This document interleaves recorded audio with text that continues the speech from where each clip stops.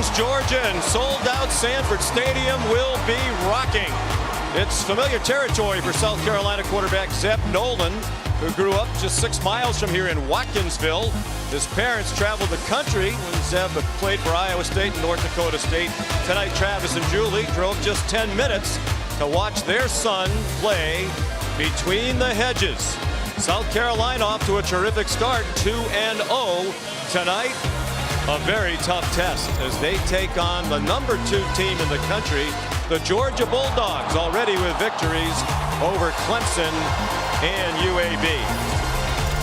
Hi, everybody, and welcome. Sean McDonough along with Todd Blackledge. Delighted to have you with us. We'll be joined in just a moment by Molly McGrath. And certainly, Zeb Nolan's one of the great stories in college football so far this season. He arrived in Columbia, South Carolina in May to be a graduate assistant coach. He thought his playing days were over, but they had injuries in the summer at quarterback. He had a year of eligibility left.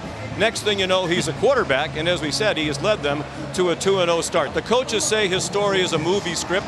We'll see what the next scene is like here tonight. Well, yeah, I think what we'll find out in the next 3.5 hours, is it going to be a Disney film or a horror flick? Because make no mistake, this Georgia defense he's facing, they are legit. They are fast all over the field. They're furious. They love to create havoc and get after the quarterback. And I think the key for South Carolina in this game is their defense, which has played very well through the first 2 games. They have to play outstanding and keep their team in the ball game tonight. It's also possible we could see Luke Doty at quarterback tonight for South Carolina. He was to be the starter at the beginning of the year, but he got hurt in camp to pave the way for Nolan. There's a question as to who will start tonight at quarterback for Georgia. With more on that down on the field, here's Molly. Well, Sean, head coach Kirby Smart told me moments ago that JT Daniels will start at quarterback for Georgia, but Stetson Bennett will see playing time in the first half, saying they both earned the right to play. He said his message to Daniels ahead of the game was play within the offense. Don't look over your shoulder and try to do too much. And he said that Daniels is really eager to play. He says he's 100% and has no limitations from that oblique injury.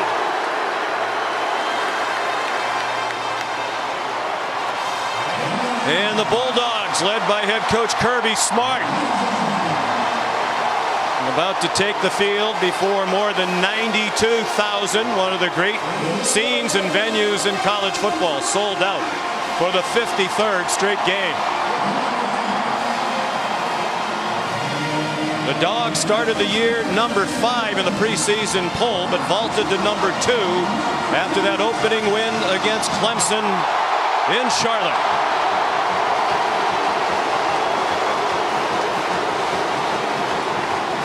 They're in the top 3 in the country for the 5th straight year. And now Zeb Nolan, who grew up coming to Georgia games. And South Carolina, 2-0 with wins over Eastern Illinois and East Carolina. A step up in class tonight for the Gamecocks. The opening kickoff in a moment. You're watching college football presented by Subway. And this is the SEC on ESPN.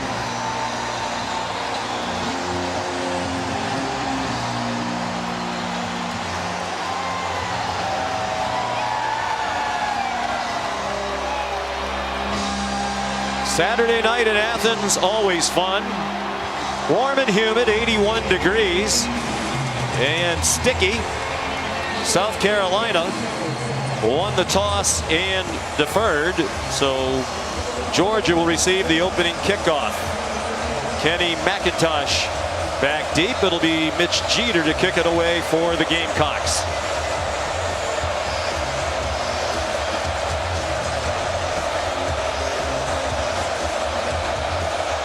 Virtually no breeze as this one gets underway.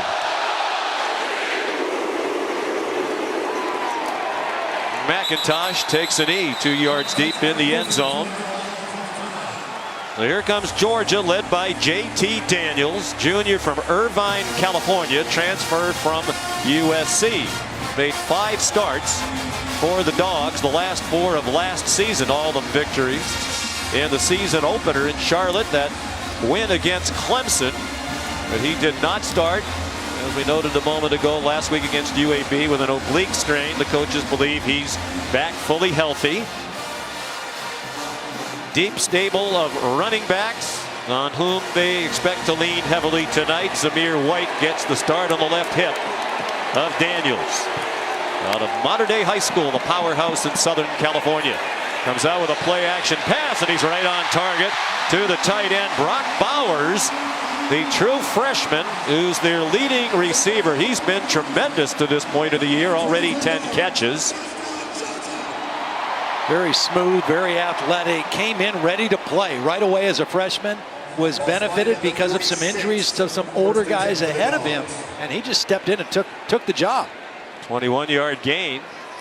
Bowers from one of the great places in America, Napa, California. They send him in motion. And now it's the run with Zamir White, their leading rusher from last season. Zach Pickens made the tackle for South Carolina. Right away, a player down, too. It looks like Sherrod Green, one of their leaders, a linebacker, veteran player. This defense has played extremely well now, albeit not against the same level of competition for 2 games that Georgia faced, but very similar numbers. But he's one of their real leaders, and this would be a big loss if Green is not able to continue. And obviously in tremendous distress. Shane Beamer is the first-year head coach at South Carolina, and a very early concern as they tend to Sherrod Green.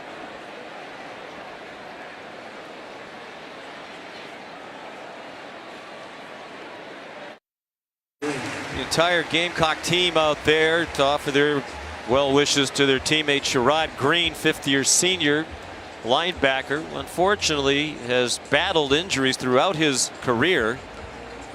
He was a starter back in 2018 and 2019, but suffered a hip fracture in the opener last year against Tennessee and missed the rest of the season.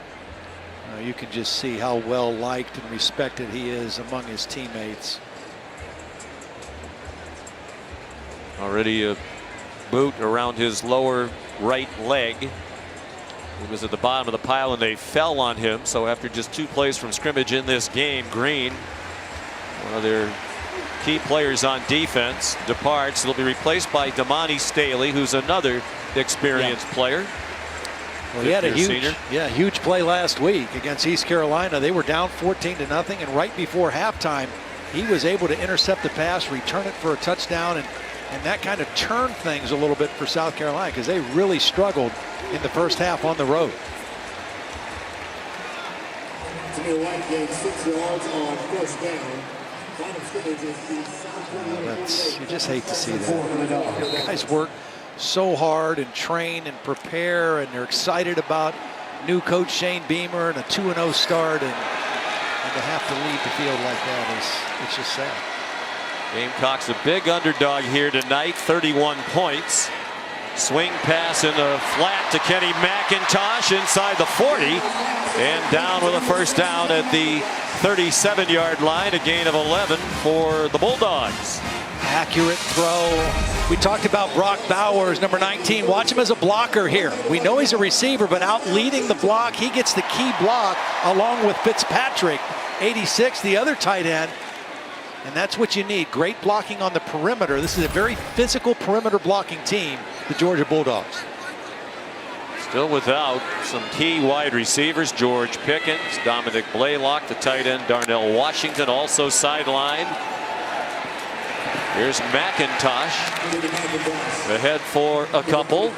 Tackled by Jalen Foster, a safety. Here are the Chick-fil-A impact players.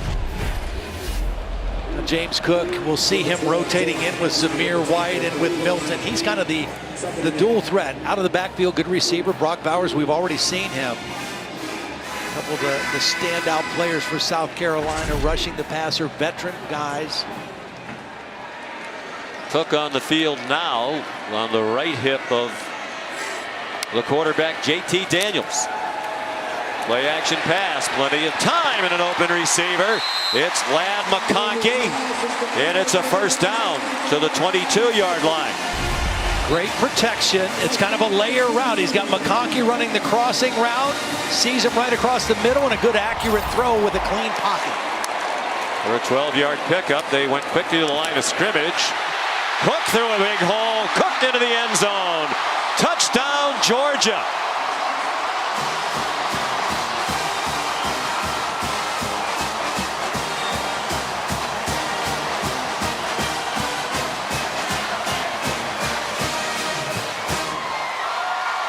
.23 yards for James Cook as they go 75 yards in just 6 plays against Shane Beamer's defense. Payne Walker will snap, Jake Camarda will hold, and Jack Podlesny will attempt the point after. Jack Podlesny to attempt the extra point. Jake Camarda the holder. The kick is good. It's 7-0 Georgia. Sean, you mentioned they went with tempo, and it caught South Carolina a little flat-footed. They weren't quite in position. They went with the quick play. They pulled the backside guard and tackle. The front side tackle, Warren McClendon, number 70, with 2 outstanding blocks on the play. But it was the tempo that Georgia used that really caught the South Carolina defense off guard. James Cook from Miami, brother of Dalvin Cook of the Minnesota Vikings, the former Florida State star. So an early hole for South Carolina. Mentioned a big underdog on the road, but when they came here 2 years ago, they were 24.5-point underdog. Zeb Nolan was not on the South Carolina team then. South Carolina won here in 2019 in double overtime. Well, we mentioned this Georgia defense. They are fast and they are very aggressive rushing the passer, and I would anticipate them on blitzing Zeb Nolan a lot. The key for Zeb Nolan is going to be to get rid of the football, get it out of his hands, and be more accurate than he's been the first 2 games. He's only completed about 57%. He's got to be much higher in the game tonight.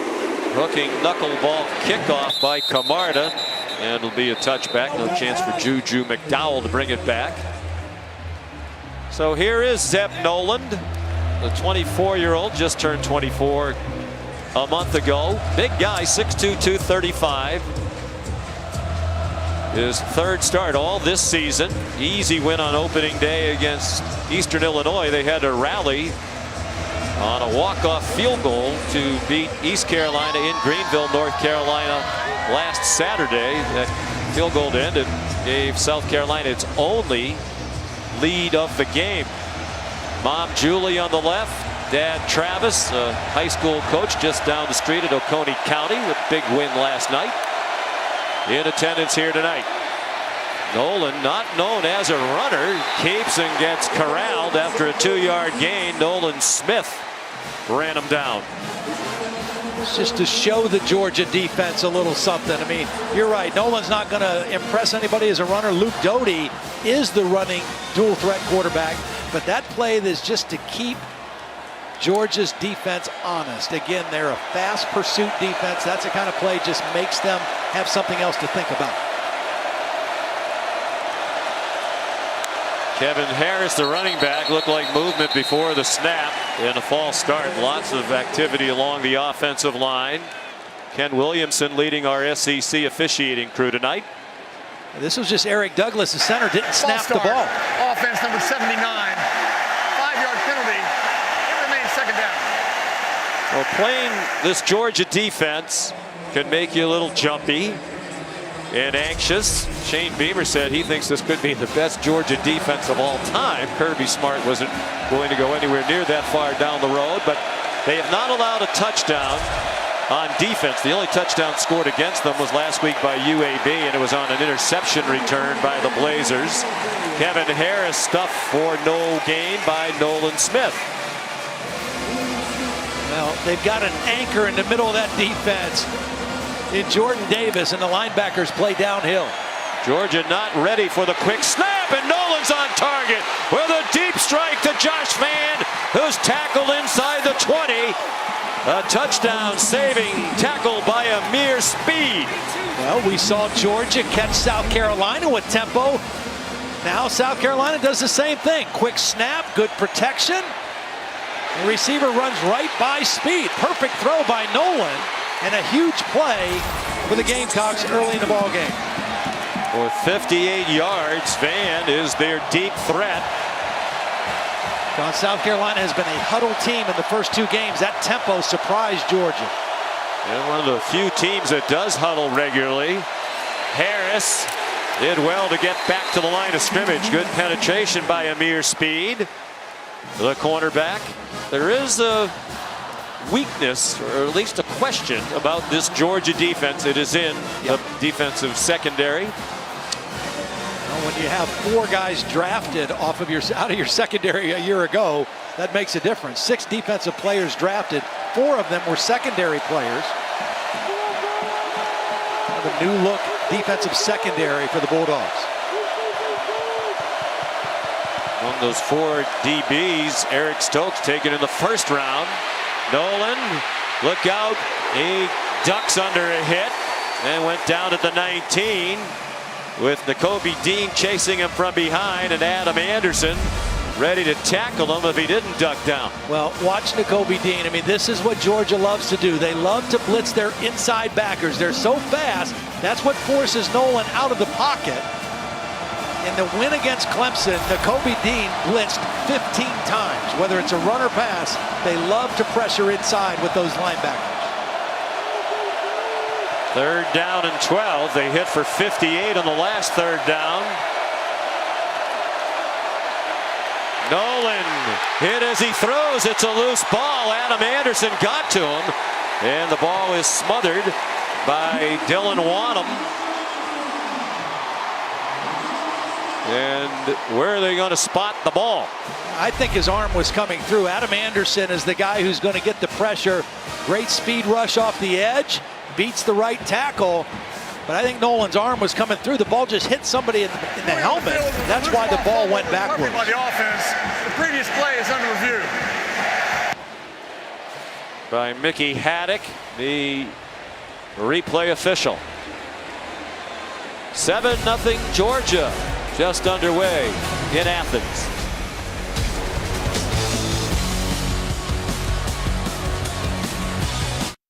Presented by the Eat Fresh Refresh at Subway. And in part by Barbecue Guys, for those who were born to grill. While we were away, the referee, Ken Williamson, announced that this was in fact a forward pass, and clearly so, incomplete. Hit Jalen Nichols in the back. So they'll bring the ball back to the previous line of scrimmage, the 19. It'll make it a much shorter field goal. And as you could see during that play, Jalen Carter of Georgia stepped on Zeb Nolan's hand. He was in pain, and they've been working on him on the South Carolina bench. So here's Parker White. Excellent field goal kicker. Has 6 game-winning field goals in his career. 4th quarter or overtime. And that one is good from 37. Good job by the holder, Kai Kroger, to get down a high snap. So the pass play to Van on the 3rd down, officially 61 yards. And the longest pass play this season for Shane Beamer's team, and the longest allowed this year by Georgia. We had a career game last week in terms of yardage receiving. Great first catch in this ball game. Just ran right by Amir Speed. That's Travis Nolan, who is Zeb Nolan's dad, as we noted earlier, coming down to check on his son.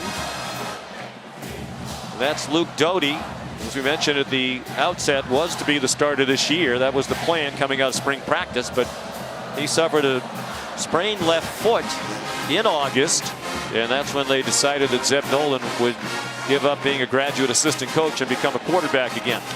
And the thought was, I mean, when he's healthy, Doty is our guy, but we just want to make sure he's 100% healthy before we do anything and make that move. But now it might force their hand if the hand injury is significant to Zeb Nolan. Doty does give them much more of a running threat. He's an excellent athlete, played some wide receiver last year in addition to quarterback for the Gamecocks. Mitch Jeter kicks off. And it'll be a touchback. And let's check in back in the studio. Here's Matt Berry. Guys, good evening. Happy College Football Saturday. Ohio State made this thing interesting. They got some padding late. C.J. Stroud to Garrett Wilson. They get the win. Not as impressive as many people thought, 41-20. So we have Clemson fans asking, where did the Clemson Tigers go? We can't explain. They've been moved to ESPN News. When Mississippi State and Memphis go final, we will move Clemson to ESPN2. We're getting ready for the whiteout, Penn State Auburn on ABC.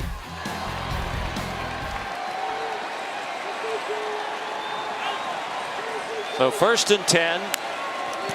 JT Daniels flips it forward to the touchdown scorer, James Cook, who runs out of bounds after a short gain, pursued out by TJ Sanders in the middle of that 4-2-5 defense for South Carolina. New look for them with a new coaching staff. Coach Noland heading back up to sit with his family. They beat Thomasville last night, Oconee County, to go to 4-0. Right? He's built a powerhouse just down the road. And I'm thinking his wife sent him down on that mission there to make sure Zeb was okay. Plenty of time for Daniels, and on target, A.D. Mitchell. Adonai is first name, but they tell us he prefers to be called A.D. He's a true freshman. That's his 3rd catch of his career as a Georgia Bulldog for 14 yards. Really good start for JT Daniels. Very efficient. He's 5 out of 6 now with that incomplete pass. His first incompletion, trying to get it to Marcus Rosemy-Jackson and Marcellus Dial in coverage for Carolina. It was interesting when we talked to the Georgia coaches. We talked to Todd Monken. Okay, what's special about JT? That he's elite in his preparation in terms of what he can take from the meeting room to the practice field to the game. His pre-snap understanding is second to none. And when he has a clean pocket and weapons around him, he's really, really good. 5-man rush. It's a screen to the tight end, Brock Bowers, and he's tackled by Damani Staley, who is the son of Deuce Staley, great player at South Carolina, went on to a long career in the NFL and is now coaching with the Detroit Lions. You know, just back to JT, well, what he doesn't have that maybe Stetson Bennett does offer is he's not a real mobile guy, can't extend plays as well with his feet. But my personal opinion is Georgia is a better football team with JT Daniels as their starting quarterback. There is some debate about that in this part of the country. 3rd down and 5. And Daniels on target to Bowers. First down, back into Carolina territory. Staley on the coverage, and David Spalding in on the tackle. They're really spreading South Carolina's defense out, and JT Daniel is just kind of finding the matchup. Deep shot. And he has a man running wide open. Touchdown to Jermaine Burton. Again, it was a tempo play, Sean. They caught South Carolina flat-footed.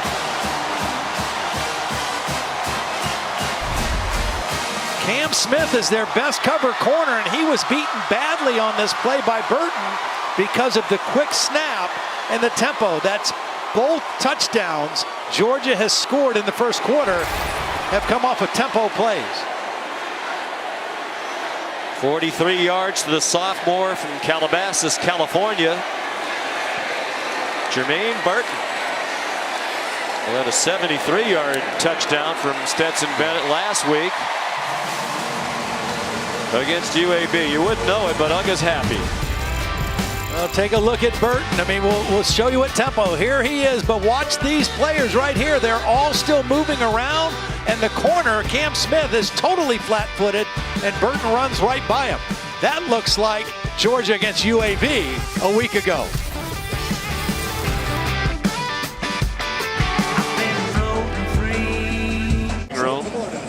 Apparently they're going to take a closer look at his right hand. Even the support people here at Georgia are coached up to hit the quarterback. Jake Camarda to kick off. 14-3. Impressive start for the second-ranked team in the country. Directional kick. And a big hit delivered. Adam Anderson blasted Jalen Brooks. So here's Luke Doty making his first appearance of the season. As we mentioned, he was the starter out of spring practice, but then sprained his foot in mid-August and has not played. He did play late in the year last year against Georgia. They got routed by the Bulldogs in Columbia. And as you can see, he had good numbers in a 45-16 loss. I'll tell you what he showed in that game was toughness, because he got hit a bunch, at least 19 times, kept getting back up and throwing the football.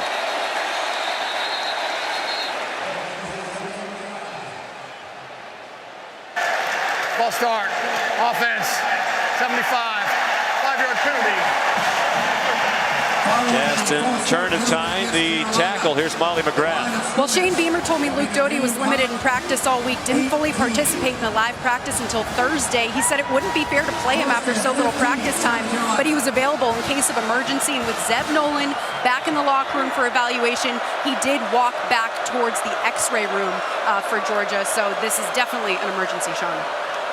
And you just wonder, you know, one of the things he brings is his mobility. Disconcerting signals on the offense, number 17.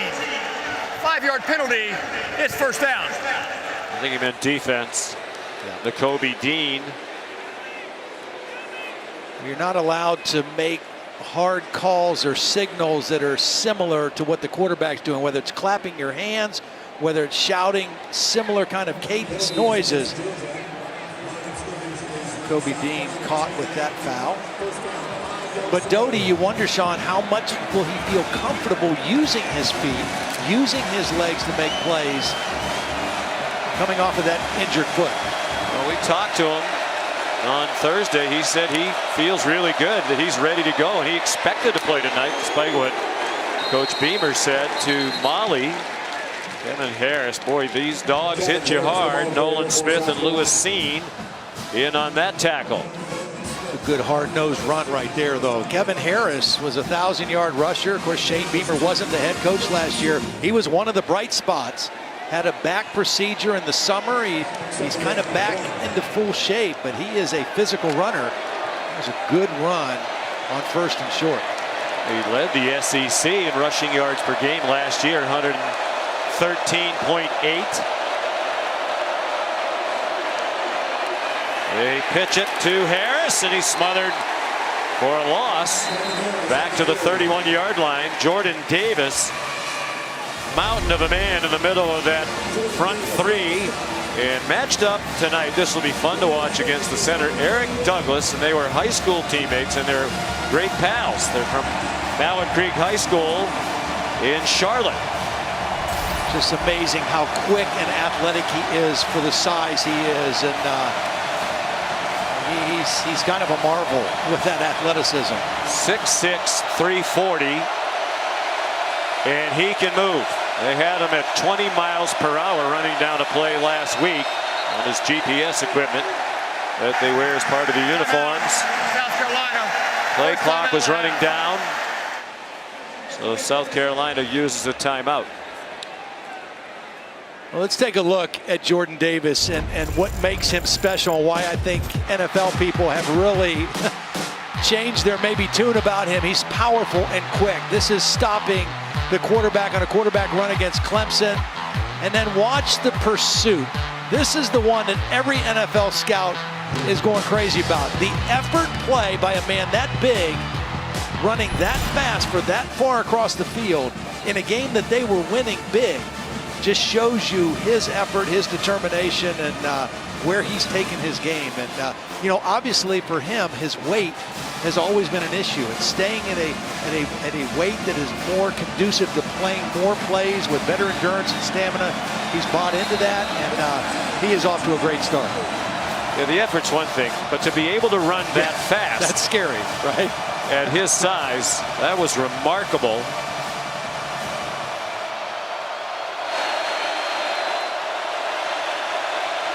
Third down and 2. 5.5 to go, opening quarter, and they convert. Do the Gamecocks carry on Joyner. on the receiving end of the pass from Luke Doty.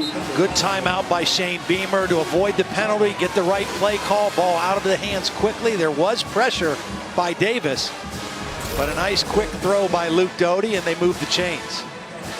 Kerryon Joyner's an interesting guy. He came to South Carolina as a quarterback. They still use him some at quarterback, but he's kind of a gifted athlete that they got to find ways to get the football. He played some quarterback last week in their win against East Carolina. Doty wants to throw it deep after the play fake, and it is caught again by Josh Vann. He had a 61-yard catch to set up their field goal, and now another long completion for Carolina. And this was well defended. Lewis Sign, the safety, number 16, is going to come over and really try to rip the ball out. But what concentration going to the ground by Vann, securing the football with his right hand. Well, we'll see. It was bouncing around. Was a catch. The previous play is under review. Lewis Seen played that exactly the way you want a safety or a defensive back to play it. Got his hand in between the arms of the receiver, trying to rip that ball out. Vann trying to maintain control going to the ground. The ball was bouncing the whole time.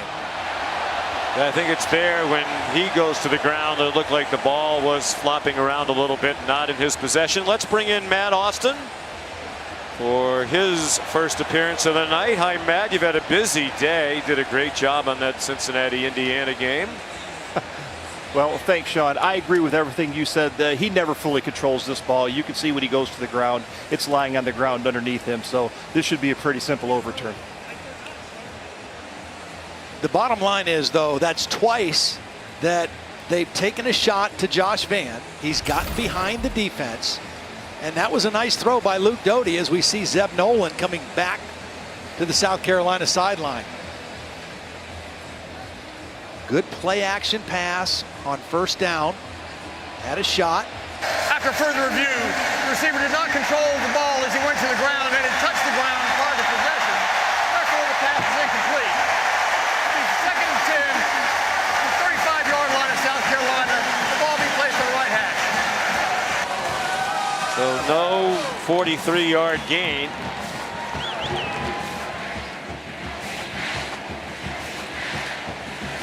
Definitely the right call. Well played by Lewis Seen, the free safety.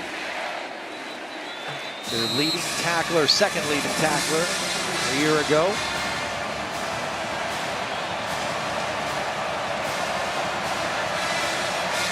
The ball back on the South Carolina 35, second down and 10. Approaching 4.5 minutes remaining in the first quarter. And Georgia leading 14-3. Doty gets wrestled down as he gets it off. Tramel Walthour was there. It's an incomplete pass. He managed to throw it in the general direction of Juju McDowell. Well, this is a bust because the tackle's blocking it. Nobody blocks the defensive end. It's not a blitz. It's a four-man rush, but somebody has to block that defensive end. Doty did what he could just to get rid of the football. But that's a miscommunication, a bust with the offensive line. You should be able to block 4 with 5. Doty had to just throw that one away. It is a salty bunch of dogs on this defense. They had 10 sacks through the first 2 games of the season, 7 against Clemson. And they've hit the quarterback several times tonight. Doty's pass complete. Kerryon Joyner, he juggled it. Got ahead for about 4, but nowhere near the first down marker. And South Carolina will punt. Kai Kroger handles the punting for the second year for the Gamecocks. Fourth down for Carolina. Lewis Seen with the stop for the Dogs.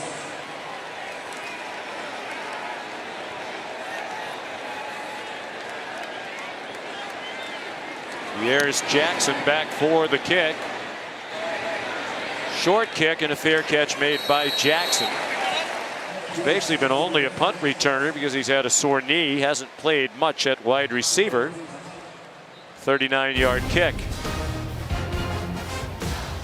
Join us Monday night for Monday Night Football as we cap off week 2 of the NFL season.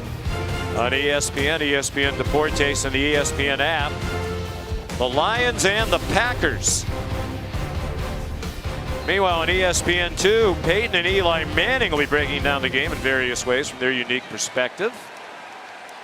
And speaking of the Manning family, there's Arch Manning, Peyton and Eli's nephew, son of their brother Cooper and his wife Ellen.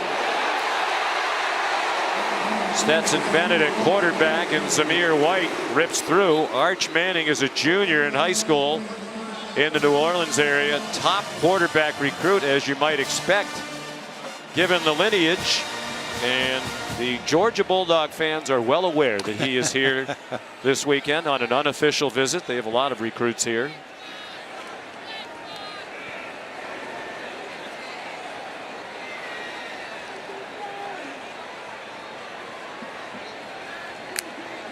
So Stetson Bennett, after the play fake, threw too high, and it's intercepted. Jalen Foster brings it back inside the 15-yard line. So interesting that with the offense clicking, with JT Daniels marching them up and down the field, they put Bennett in the game, and his first pass is too high, way too high for Brock Bowers. And another interception for South Carolina. They've had 5 now in 2+ games. Well, they've had 2 of those returned to the house for touchdowns. This one was close to being another pick 6 by Jalen Foster. And you're right, Stetson Bennett, who was very accurate last week, that ball just took off on him. Had no chance. I don't understand the urgency to get the other quarterback into the game.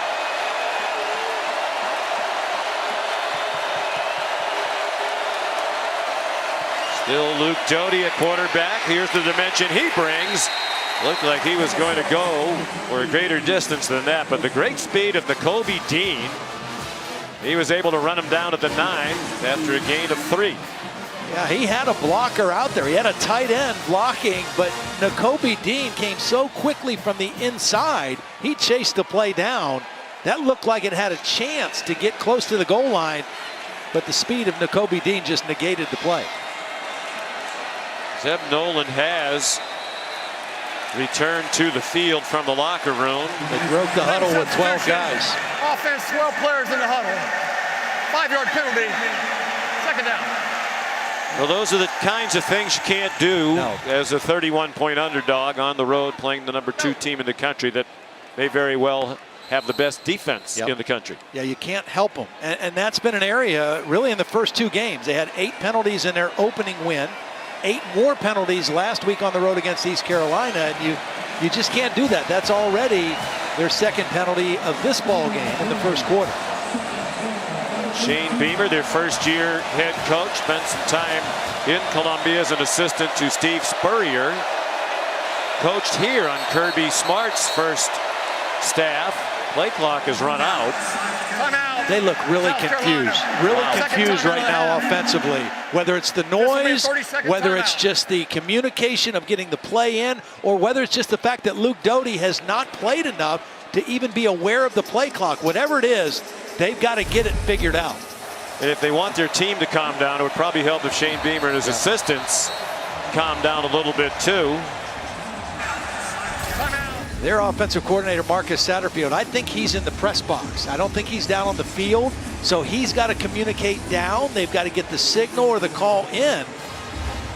And right now they've had to waste timeouts because they're just not effectively getting it done. There's Marcus Satterfield right in the middle there with the black hat taking a drink. Longtime friend of Shane Beamer. They started out in coaching together. 2002 and 3 at Tennessee. GAs under Philip Fulmer. Said back then someday they would coach together again, and they are in the SEC as head coach and coordinator. They were in each other's weddings. Marshawn Lloyd trying to get around the corner. You just can't run away from anybody on this Georgia defense. That was Quay Walker, the senior. Ran him down. The only way you're going to hit perimeter plays is if they get fooled or they take a bad step or get their eyes caught inside.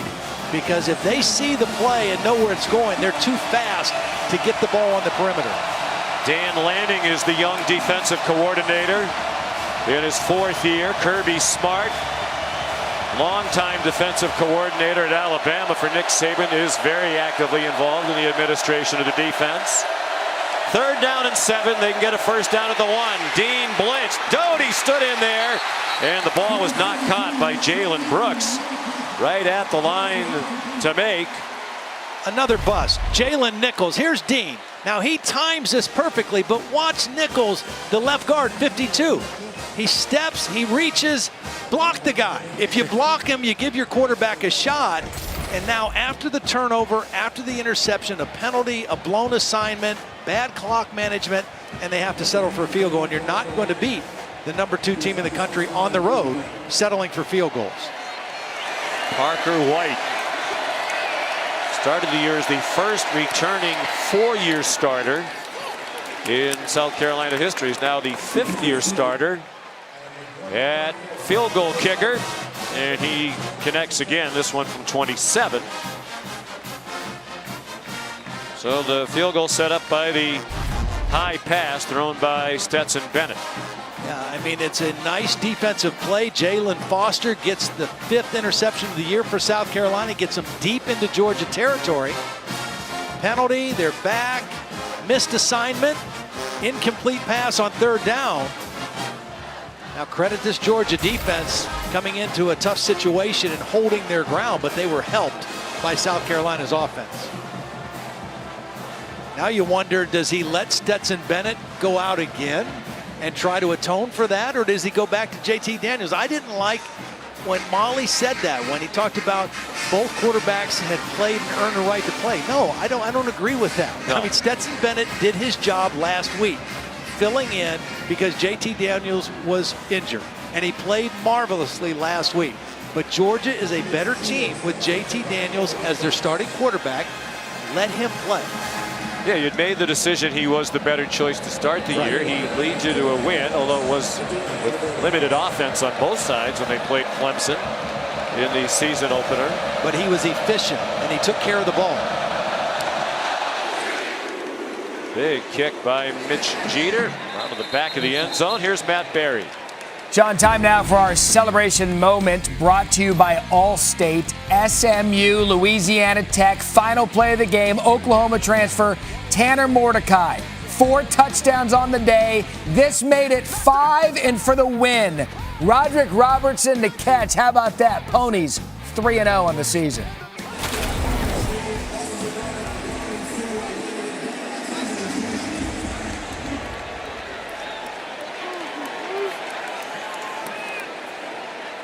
Fourth possession of the quarter, and it is JT Daniels back in there. He led him to touchdowns the first 2 times they had the ball with him at the helm. Zamir White straight ahead.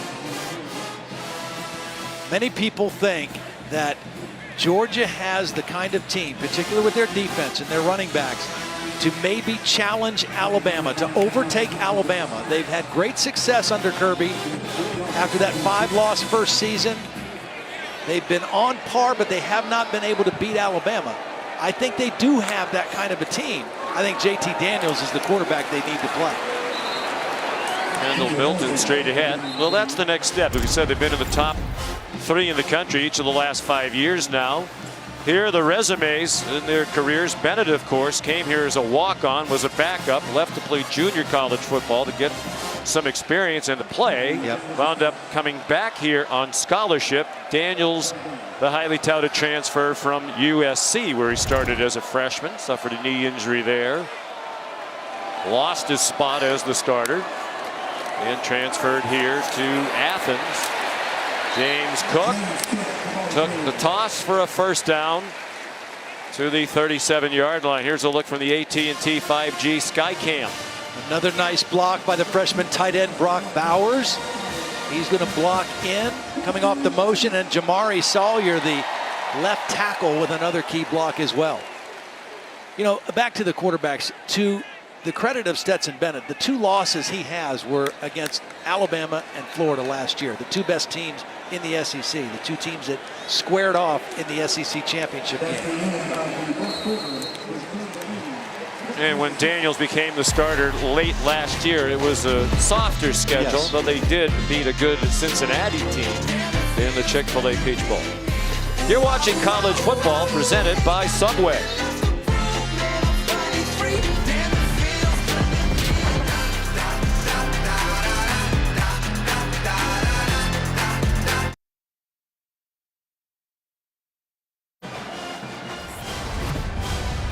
This is the SEC on ESPN. Border battle, South Carolina and Georgia. These two schools about 3 hours drive apart. Warm and humid night. There is some rain in the area. Chance of some precipitation before we're finished. JT Daniels and the Bulldogs, number 2 in the country, lead 14-6. Zamir White carries for about 3. Here's Molly McGrath. Sean, South Carolina quarterback Zeb Nolan is not here on the sidelines. He came from the x-ray room holding his right hand. I'm told it is a right hand injury. He then went into their locker room. They will not tell me whether or not he's going to return, but Sherrod Green, their linebacker, will not return. He was just carted from the x-ray room to the locker room with a cast on his right leg and crutches by his side, Sean. Zeb Nolan's parents, Travis and Julie, concerned, understandably so. He did return from the locker room, at least for a bit. We saw 4 quarterbacks in the first quarter, 2 for each team. Here comes a South Carolina blitz, and they get to JT Daniels, led by Jabari Ellis. And their star up front, Kingsley, better known as JJ, and Agbari leading the way. Yep, good pressure.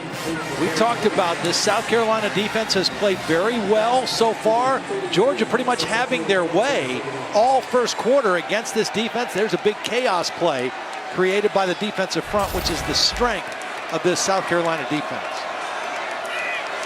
Coordinated by Clayton White, who was at Western Kentucky as the coordinator last year. On 3rd and 14, they go to a draw to Kenny McIntosh, and he got within 4 of the line to make a 10-yard gain. But the Dogs are going to punt for the first time tonight with one of the best in the country, Jake Camarda. Good stop by the Gamecocks. They got the field goal to make it a 1-possession game again. Now they get the stop and they'll get the football back.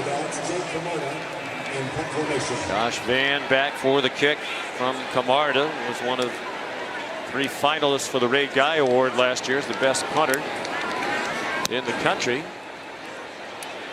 Excellent kick. Vann lets it go over his head and it goes into the end zone.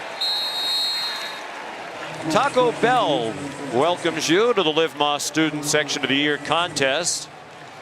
Great student section here at Sanford Stadium. Use hashtag student section sauce to get the committee's attention and to go to ESPN.com/Taco Bell to see how your school can compete. It's not Halloween. This is just standard fare here at Sanford Stadium or the student section. I think South Carolina needs to think about throwing on first down for their young quarterback Luke Doty. Yards have been hard to come by. Play action pass, get the ball out on first down. They have 80 yards of offense, 61 of them on one play. Doty gave it to Kevin Harris, and he's stacked up after a gain of 1. Devontae Wyatt leading the defense. Channing Tindall in there as well. You know, when Georgia knows you're going to throw, they're hard to block because they have great individual pass rushers. They have excellent blitzing linebackers. That's why you have to throw when it's a run pass down. When they have to guess a little bit off a play action. When it's definite pass, they're too hard to block. Out of the pistol now. Harris running left and swarmed under. Perhaps a half yard. Channing Tindall is having an excellent senior season. Part of a rotation at linebacker in on the stop. He's the fastest of the linebackers. Watch him pursue this thing down the line. They go quickly again to the Gamecocks. They go deep for Vann, and he wins the one-on-one ball. Josh Vann, and he is going to get a flag. You just can't do that. That's going to be called taunting every time. They're emphasizing that this year. We've seen it a number of times already in 3 weeks. Made a great catch and then woofed about it in the face of Darion Kendrick, and he'll be penalized for it. Yeah. I mean, Kendrick was in perfect position, but Van just went higher for the catch. Unsportsmanlike conduct. Offense number 6, taunting an opponent. The penalty is 15 yards from the succeeding spot. The down will count. It's first down. Good job by Shane Beamer talking to him about it. Not yelling at him, but just saying, hey, great play, tremendous individual effort, but now we're back on our side of the 50. We cannot help Georgia in this football game. Note to college football players everywhere watching this. That is going to be called every time. It's a point of emphasis in the NFL this year too, right? I mean, they're talking about it everywhere in football. Taquandre Wright in now at running back. He's off to a good start this season. Welcome to the game, says Channing Tindall. He grew up in Columbia, South Carolina. Well aware of the Gamecocks. He was recruited by South Carolina, but chose to come here to Georgia. Very likable young man. We had a great visit with him the other day. He's become a leader on this team. And second leading tackler on the year. He was their leading tackler last week against UAB.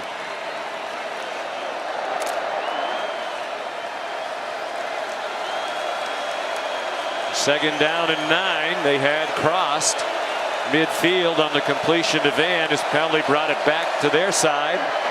Doty sidestepped the rush and did well just to get rid of it. Jalen Carter the pressure, and he threw it at the feet of Marshawn Lloyd. Well, we were just seeing some whiffs up front. That time it was the right guard, Javon Gwynn, number 54, just whiffs on the rush. And Doty not only has to get rid of the football, but loses his helmet. And now you're in that definite passing situation that the advantage falls to Georgia. And he had to leave the game because his helmet came off. So here's the third quarterback, Jason Brown, a transfer from St. Francis of Pennsylvania. He had a terrific career. He was a competitor for the starting quarterback job. After Doty went down, he is already running for his life and throws it away. Devontae Wyatt, 6'3", 315 pounds, nimbly making his way toward the new quarterback. Well, and you go back to the penalty, Sean. I mean, I know it was still a 1st and 10 after the penalty. It wasn't the yardage, but taking them back on their side of the 50 after the big catch by Van, and now they got to punt the football 3 plays later. Kai Kroger will punt. Here's Jackson back for it. Line drive kick. Played on a hop by Jackson. And he gets belted down by Jaheim Bell. 43-yard punt, 5-yard return. Well, we talked about playing against this defense is not fun. Would it be a Disney movie or a horror movie for Zeb Nolan? He's out of the game. Now it's Luke Doty. Georgia's defense doesn't care.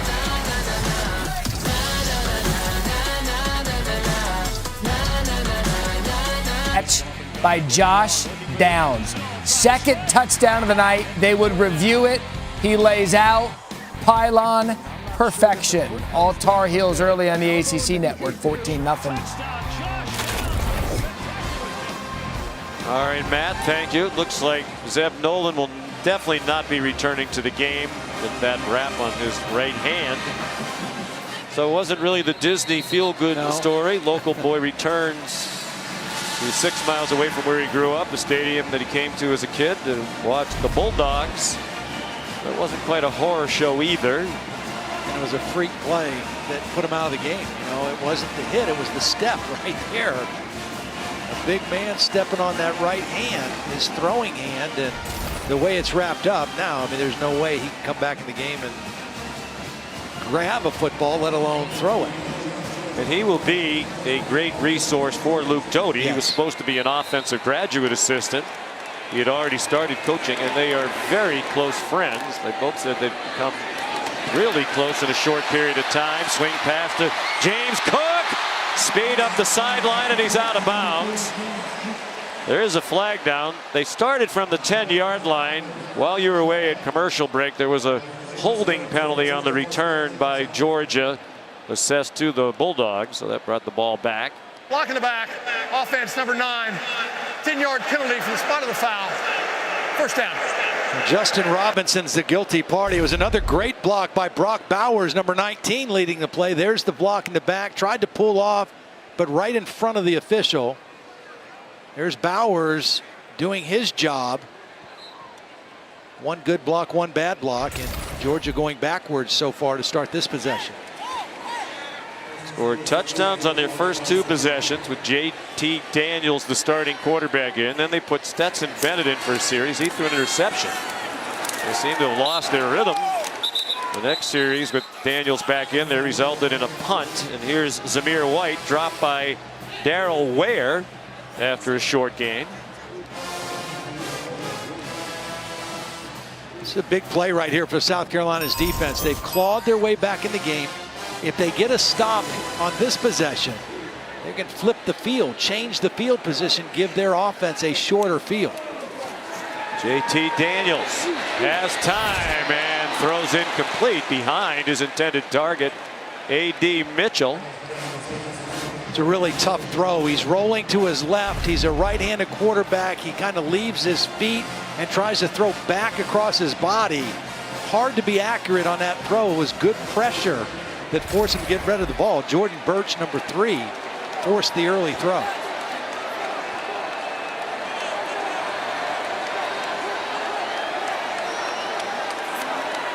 Third down and 6. Cook, the running back. South Carolina looking like it might bring pressure. Daniels on target, first down. Kearis Jackson, his first catch of the season. Mentioned he was recovering from a knee injury, and they had been using him exclusively as a punt returner over the first 2 games. You know what he did that shows he's an experienced guy? He knew exactly what he needed for the first down. He got past the marker, showed the quarterback his numbers, and as soon as he caught it, he had the first down. 36 catches in the shortened season a year ago. He tied George Pickens for the team lead. Pickens, very talented wide receiver, tore an ACL in the spring. They think they'll get him back at some point this season. After the play fake, the pass is over the head of Brock Bowers.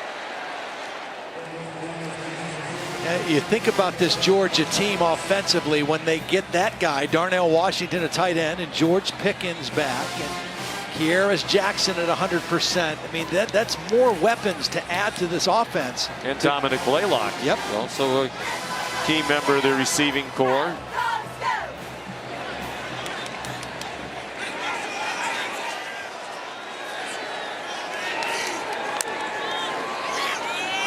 Kendall Milton, the running back, and he gets one. Nice tackle by Mohamed Kaba, sophomore from Clinton, North Carolina. You liked the South Carolina defense on tape in the first 2 games. I think we were both a little bit surprised by how they got hit early by Georgia. Yeah, I think they've kind of got their cleats on the ground right now. They're playing much more solid. It's really their front 7. You know, that's the strength of this defense, and they're kind of settling into the game a little bit better at this point here. Excellent on third down in the first 2 games, as you saw, leading the nation in third down defense. Of course, against lesser competition. Eastern Illinois went 0 for 9. East Carolina 2 for 16. Daniels on target, juggling catch. A.D. Mitchell out across the 40. And Georgia now 4 out of 5 on third down tonight after that 18-yard pickup. Well, this is great discipline by the young receiver. Mitchell knows the distance, gets there. Perfect timing throw by J.T. Daniels. And another third down conversion.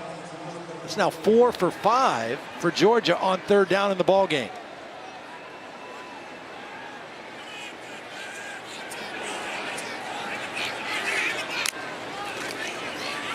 Daniels dumps it off for Bowers. Daniels' pass is complete to Bowers. Short gain, just shy of the 45-yard line. Aaron Sterling made the play for Carolina.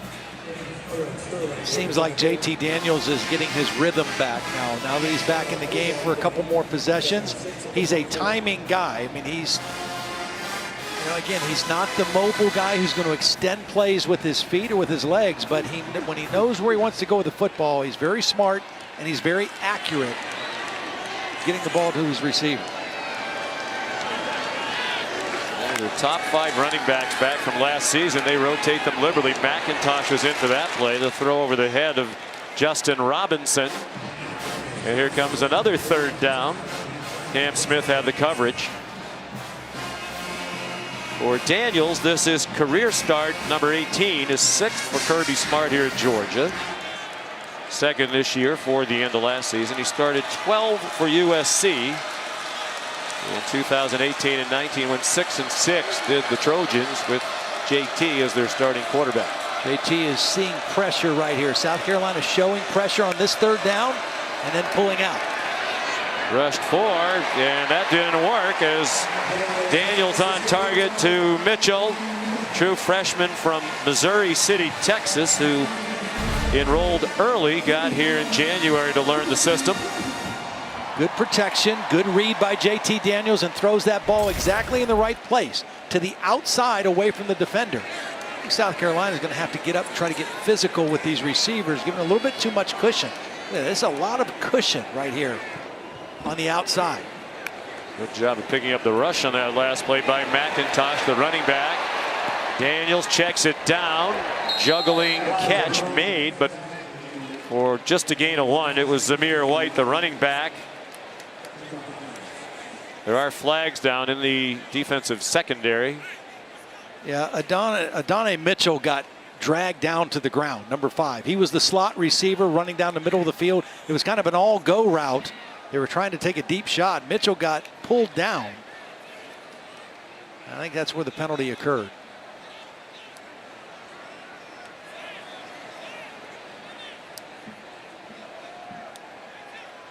Holding on the defense against the eligible receiver.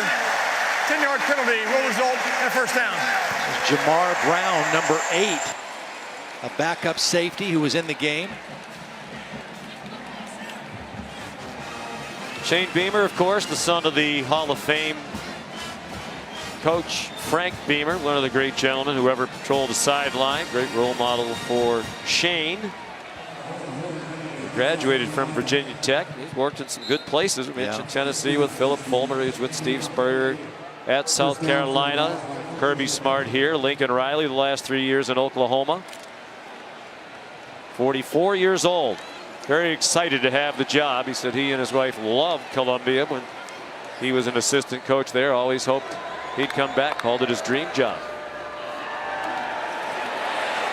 Daniels toward the end zone. Another open receiver behind the defense. A.D. Mitchell, a 38-yard score.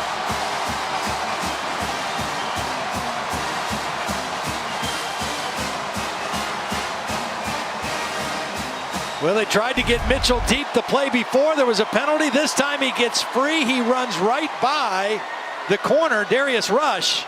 The only question was he bobbling it before he went out of the end zone, but another perfect strike by JT Daniel. I think Peyton and Eli Monday night need to talk about how much it seems that Cooper Manning is enjoying being here tonight and cheering for Georgia. Yeah, he had a Georgia hat on. Cooper did down on the sidelines. He still does. Right now. And you could see him cheering. That touchdown wound up right in front of the Mannings. There's Arch, his son, top recruit. The bottom right of your picture, 21-6 Dogs.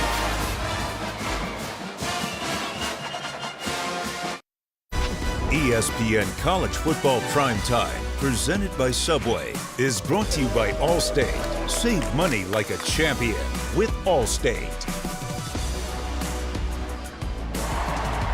A great ceremony on the field before the game, honoring these 5 gentlemen known as the first 5. They were the first 5 African-American scholarship players signed in Georgia history by the legendary coach Vince Dooley. Got a tremendous hand as well on the field before the game. Appleby, Kennebrew, King, Pope, and West.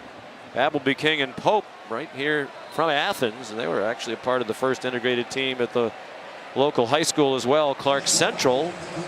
But a display on the patio outside Sanford Stadium in their honor. Permanent recognition, and nicely so, of what they did here 10 years after the University of Georgia was integrated. The kickoff will give Luke Doty the ball at the 25-yard line. Georgia's defense is still not giving up a touchdown this year. This is their third game. The only touchdown scored against Georgia this year was by UAB's defense on an interception return for a touchdown last week. Yeah, that was in the fourth quarter, and it was their third-team quarterback, Carson Beck, who was in the game, who threw the pass. Doty, after the play fake, completes it, but his receiver, Nick Muse, fell down. No gainers, Matt Berry. Sean, we have a touchdown to the whiteout between Penn State and Auburn. Sean Clifford does a good job buying a little extra time. When he does, he's got Jahan Dotson corner of the end zone. 7-3 Penn State. Great scene up there in State College, Happy Valley. We saw the maze out last week in Ann Arbor, but that's the original, the whiteout at Penn State. Guido D'Elia, a good friend of mine. Yeah, put down the pom-poms anytime you want. They were going to bring pressure, and there's a flag down. Ball start. Offense number 6. 5-yard penalty. It remains second down. What do you think of your Nittany Lions in the Big Ten? Boy, Michigan looks good. They do. Big win again today against lesser competition, certainly. And Ohio State's defense still has questions. You know, they just don't look as untouchable at this point as they have the last few years. Penn State, a big opportunity tonight against an SEC opponent, a physical Auburn team. With its first test under Brian Harsin. Of course, Iowa has moved into the top 5. They're a legitimate team. The carry on Joyner separated from his helmet. The ball came out as well. Georgia says we have it. No signal to that effect yet from the officials. Channing Tindall knocked the ball out. Here's my only question for Matt Austin. As soon as the helmet comes off, isn't the play dead? Down, then the helmet came off. That's why the clock was stopped. Ken Williamson, I think, answered the question for Matt. And we pay Matt by the appearance, and we're trying to watch the budget tonight, so. Yeah, if the helmet was still on, that is clearly a fumble. It comes out before he touches the ground. But the fact that the helmet came off, plays ruled dead right then. Kirby Smart. Saw him talking to the side judge, Rob Skelton. Timeout. Georgia. First timeout of the half. With 4:49 remaining in the half, and the number 2 team in the country up 21-6.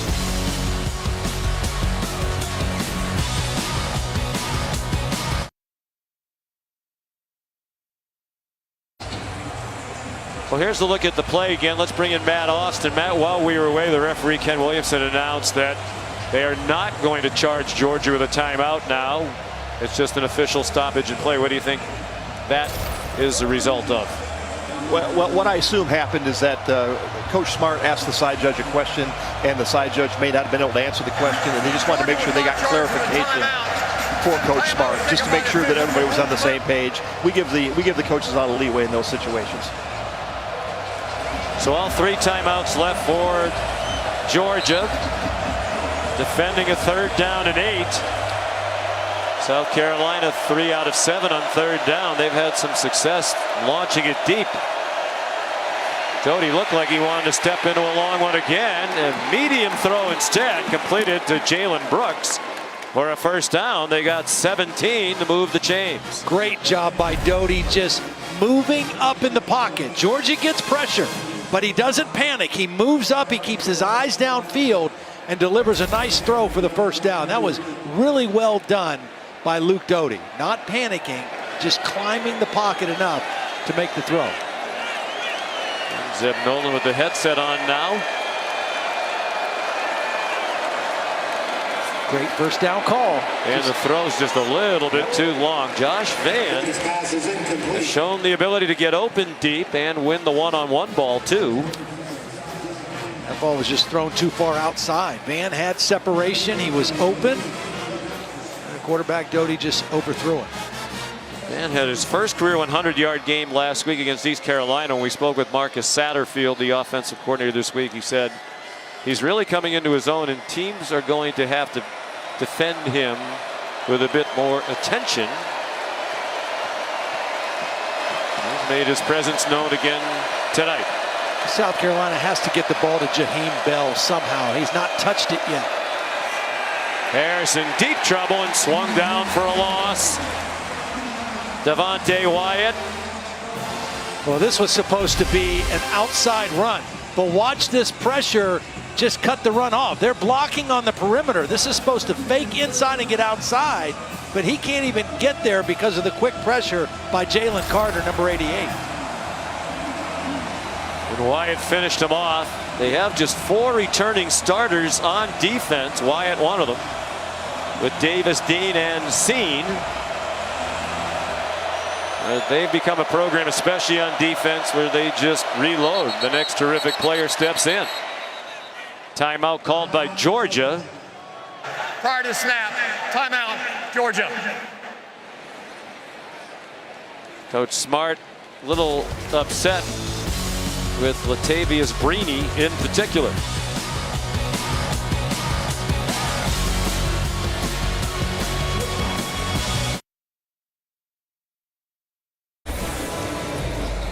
This season, along with their contributions to universities' general scholarship funds for every field goal and extra point made, Allstate will also be donating to the American Red Cross to help with disaster relief efforts. Thank you very much, Allstate.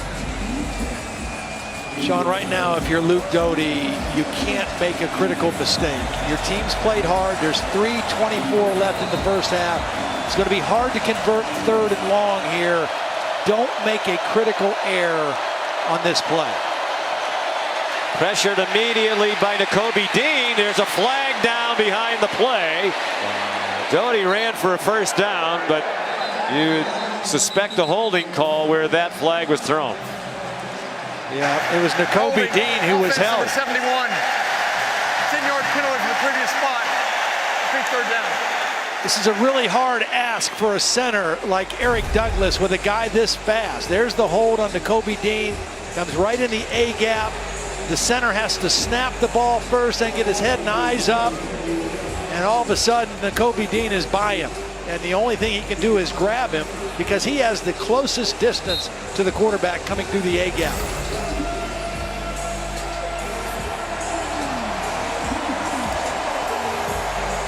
Six penalties now, 50 yards for South Carolina in the first half. Hand the football off here. Something safe and punt it. Doty with another holding penalty. Undoubtedly, it looked like another Georgia Bulldog got tackled. He tried to get it to Kevin Harris. Did Luke Doty. They can't block him in definite pass situations. I mean, that's become obvious here. I think you decline this one, right? Make Holding, him punt the football. Offense number 55. Penalty is declined. 4th down. Ja'Kai Moore called for the holding penalty. Yeah, it was an inside move that time by Walthor. And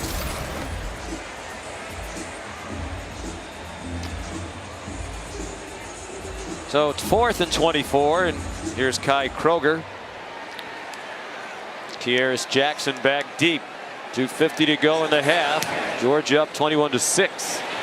Number 2 in the country behind Alabama, which won a very tight game in Gainesville from the Gators today. 36-yard punt. Here's Matt Berry. All right, Sean, coming up with the Mercedes EQ halftime report. You mentioned that game, Alabama and Florida in the swamp. We'll have highlights plus whiteout conditions for Auburn that they are handling well. Highlights of that one plus Clemson just had Georgia Tech 1st and goal. Tech had a chance to tie it. We'll tell you if they did. Coming up with the Mercedes EQ halftime report. I'm going to say no, based on the way Matt phrased that. Had a chance. But maybe they had a chance and succeeded? We'll find out. That's why they call it a tease.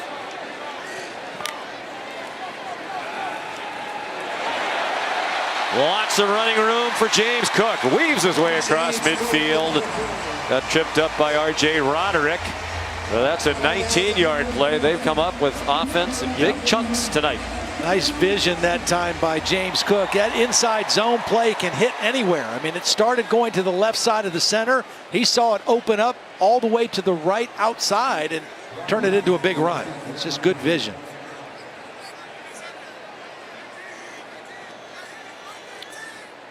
JT Daniels approaching 2 minutes, has 2 timeouts. Lots of time. Zamir White wrestled down by Damani Staley. The 43-yard line.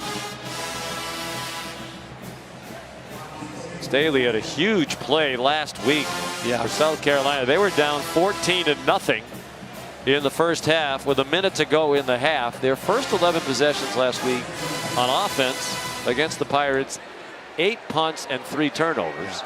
But Staley had a interception return for a touchdown, 63 yards with 1 minute to go in the half, made it 14-7 East Carolina at the half, and the Gamecocks momentum carried over in the second half. Nice cut by Cook. He's just inside the 40-yard line with 1:17 to go in the half and the clock running. Georgia wanted to continue to improve their rushing game. They have not been dominant running the football the first 2 games. Of course, Clemson was an outstanding defense, only 121 yards, average under 4 yards a carry, 163 yards last week against UAB, but they got the big pass plays, running it pretty well here in the first half. Till then. That did not work. Kenny McIntosh got flattened by Jabari Ellis, and the loss takes him back outside the 40, probably out of field goal range. Very conservative possession there. You have timeouts, you got a lot of time, your quarterback has thrown the ball well, and you don't even throw the football. South Carolina going to take a timeout. Timeout, South Carolina. This is where Kirby has to make sure the punt protection is solid. This will be a 30-second timeout. Shane Beamer's team had 2 punt blocks in the opening game against Eastern Illinois. I bet they come after this one. Calling it Beamer Ball 2.0. Of course, Shane's dad, Frank, made his name as a great coach in large part because of the Virginia Tech special teams, which Frank coached himself. Shane actively involved in their special teams with Pete Lembo, the special teams coordinator, head coach at Ball State, Elon, and Lehigh. There's the former South Carolina head coach, Will Muschamp, who now is on Kirby Smart's staff, and he's a defensive analyst who's also stepped in to coach the special teams.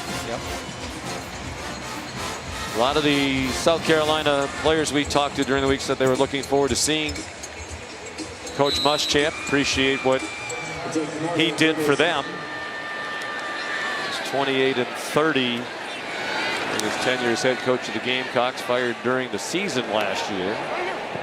Wow, Josh Mann let it bounce, and beautiful execution by Coach Muschamp's special teams. A mere speed down there at the 1-yard line to make the play. We'll take a look from the progressive pylon cam. This is perfect execution. Don't let those feet go in the end zone. The ball keep inside the 1-yard line. That's just perfect. Just well done. Perfect kick, perfect coverage. Justin Robinson is the guy who had a penalty earlier in the game, made up for it on that play. They have 2 number 9s.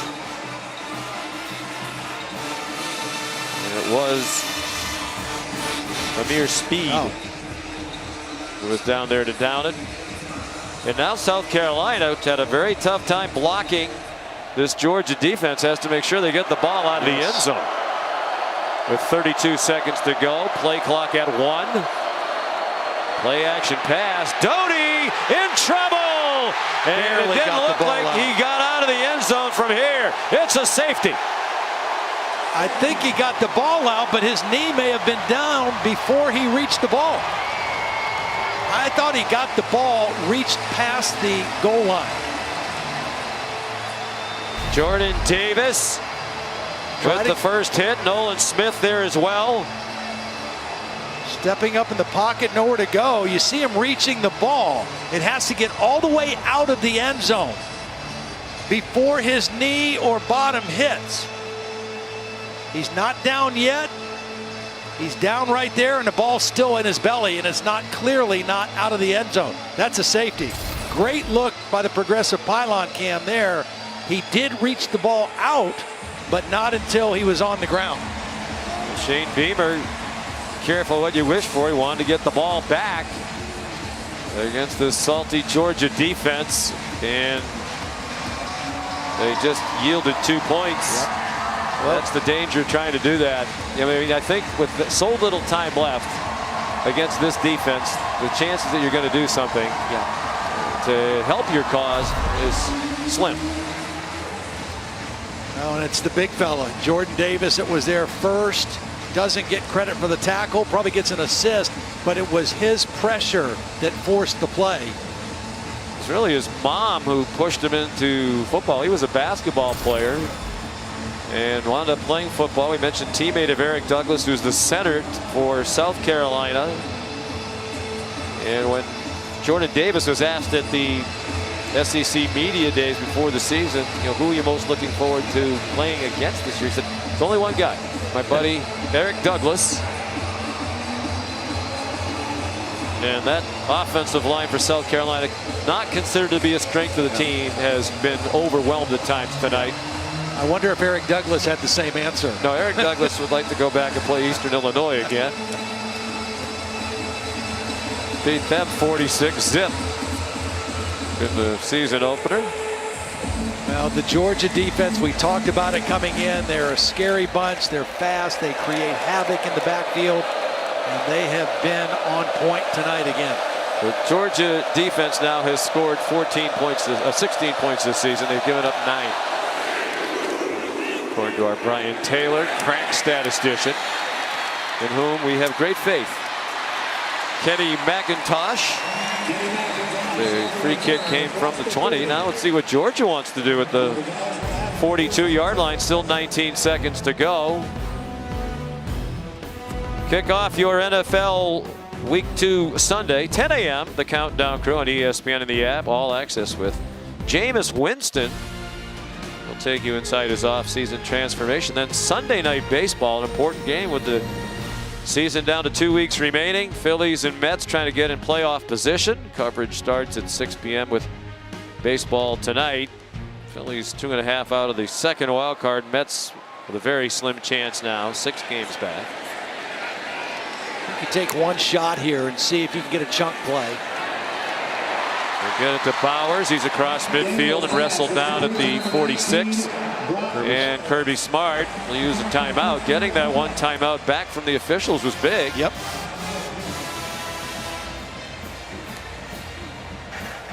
One timeout left. Georgia.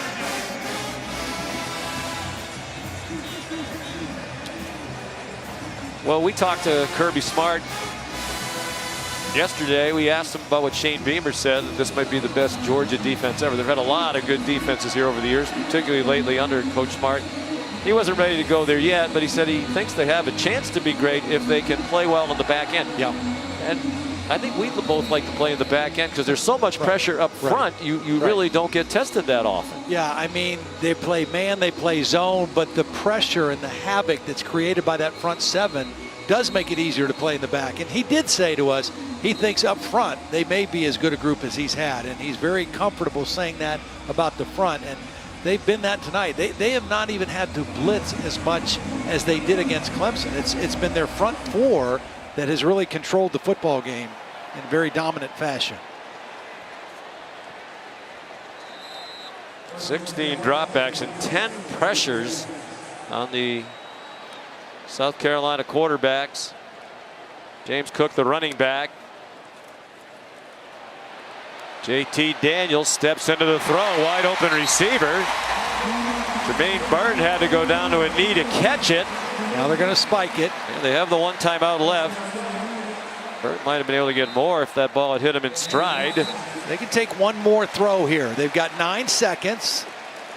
They've got the one timeout, so 8 seconds now. They can throw one more to the sideline, and they've got that timeout to call as soon as the ball is caught, if it doesn't get out of bounds.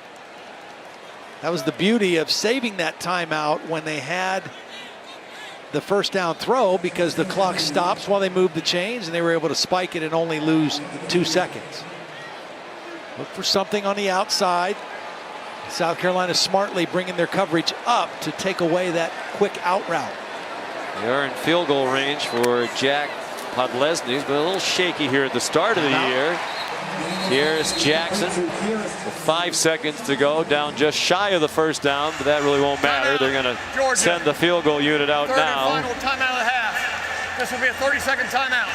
Podlesny, great last year, 13 out of 16. He hit the game-winning 53-yarder in their bowl game win against Cincinnati with 3 seconds to go, but this year just 1 for 3.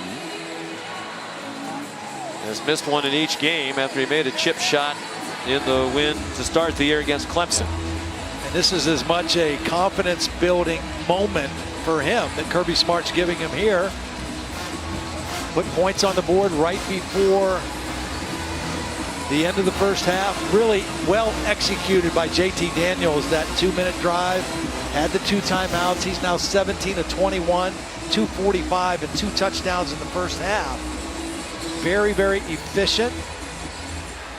Made good decisions the whole first half. And a chance if they make the field goal for 5 points that Georgia didn't expect to get. Right. That's right. In the waning moments of this first half. South Carolina is going to get the ball to start the second half. 36-yard try for Podlesny, junior from St. Simon's Island, Georgia. That's more like it. Strong and true. And it takes us to halftime.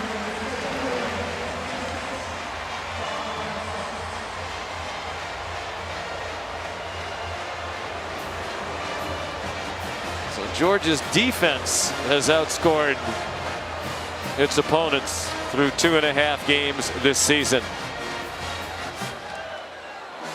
They had 332 yards of offense in that half. Here's Molly.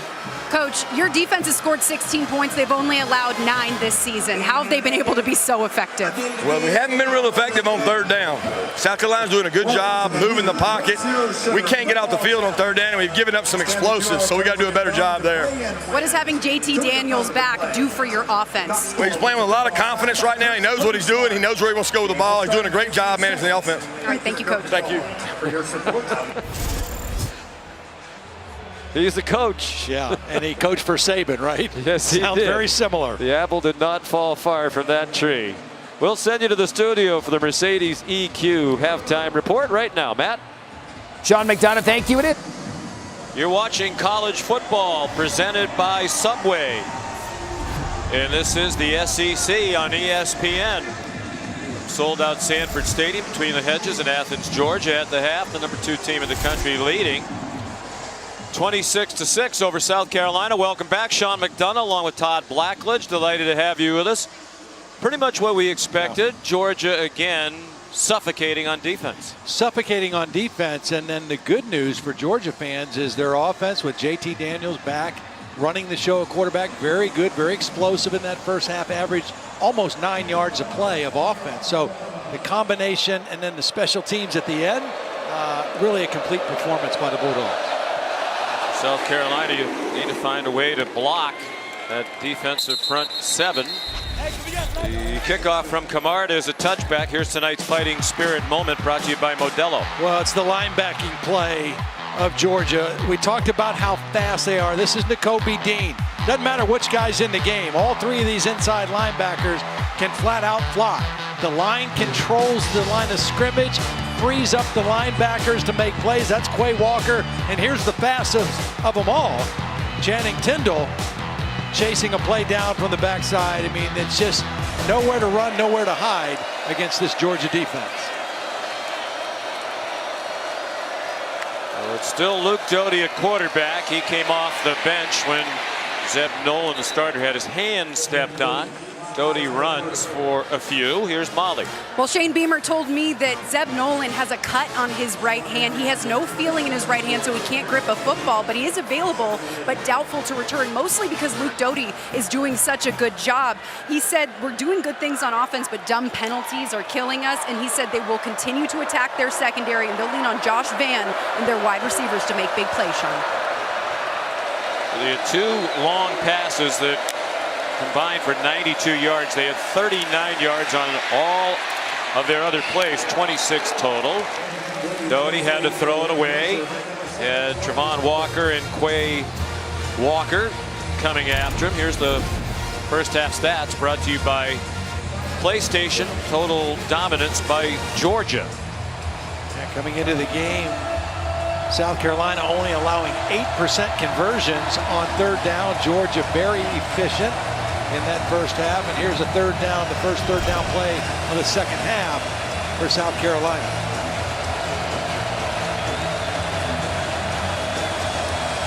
Again, Georgia has not had to blitz on third down because their front 4 has been so effective.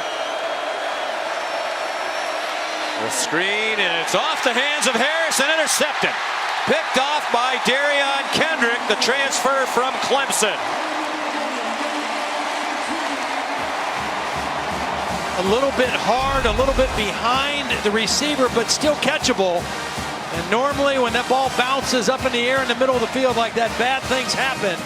And Georgia records their 5th interception of the season as well. Darion Kendrick, the transfer from Clemson, is a 2-year starter there, began his career at Clemson as a wide receiver. A nice addition to this secondary that lost so many guys to the draft. And he gets to don the Savage pads. He returned it to the 20. Harris made the tackle. End of the first half and the beginning of the third quarter couldn't have gone any worse for Shane Beamer's team. Zamir White, 1st and goal, Georgia. As he ripped it down inside the 5-yard line, they're going to mark it back on the 5, and the Dogs are going to line up quickly. Really nice block by Warren McClendon, the right tackle on that play. Same play. Untouched, basically. Zamir White, touchdown, Georgia. Same play again, inside zone. They went with tempo. Zamir White this time broke it back to the left side of the center. The play before, it was to the right side. Wow. Dating back to the end of the first half, that's 12 points in the span of 1 minute and 43 seconds now for the Dogs. Jack Podlesny adds the extra point. When you run a zone play, I mean, it can hit anywhere in here, anywhere along the line, as long as the back just has to have vision. The play before, he broke it to the right. This one to the left of the center. Good blocking up front. And Zamir White gets it into the end zone. This is right at the end of the half. The safety trying to make a play under a minute. Then it goes to an interception on the first possession, a third down play, a tip ball. And Georgia, like a championship caliber team is supposed to do, capitalizes on your mistakes. There was also a field goal in between. Yeah. After the safety in the final seconds of the first half. Shane Beamer's Gamecocks came here 2-0 for the first time since 2017. They're really getting manhandled when they're on offense by this stout, fast, physical Georgia defense, and Coach Beamer knew what he was in for on that side of the ball. Big Camarda kicks off. Another touchback. Extra Yard for Teachers Week is an annual effort led by the College Football Playoff Foundation. It brings college sports together to support and honor great teachers across the country at games and on social media. To learn more about Extra Yard for Teachers, follow at CFP extra yard. Zeb Nolan, the starting quarterback tonight for South Carolina, talked to us the other day about a teacher he had he was particularly fond of. His dad, phys ed teacher at Oconee County High School, just down the street from here in Watkinsville, Georgia. What a job he's done as the football coach here in his 8th season. He built them into a power. Travis Nolan played quarterback at Appalachian State.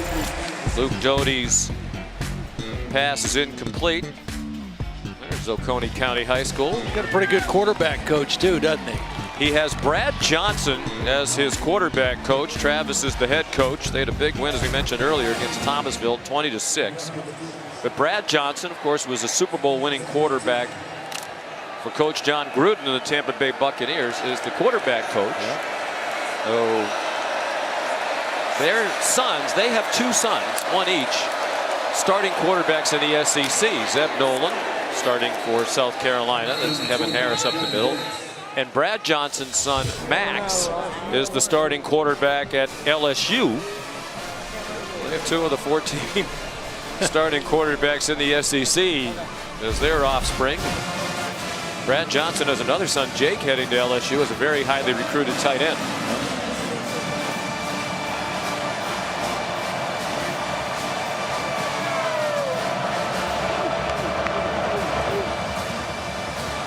A more manageable 3rd down situation right now for Luke Doty. He just cannot hold the football very long. Movement again. False start. Offense number 54. 5-yard penalty. It remains 3rd down. Just so crucial. It's 3rd and 3. You got a lot of options on 3rd and 3. You got a mobile quarterback. Now you're 3rd and 8, and you've already found out that you have a very difficult time blocking these guys for very long on 3rd down.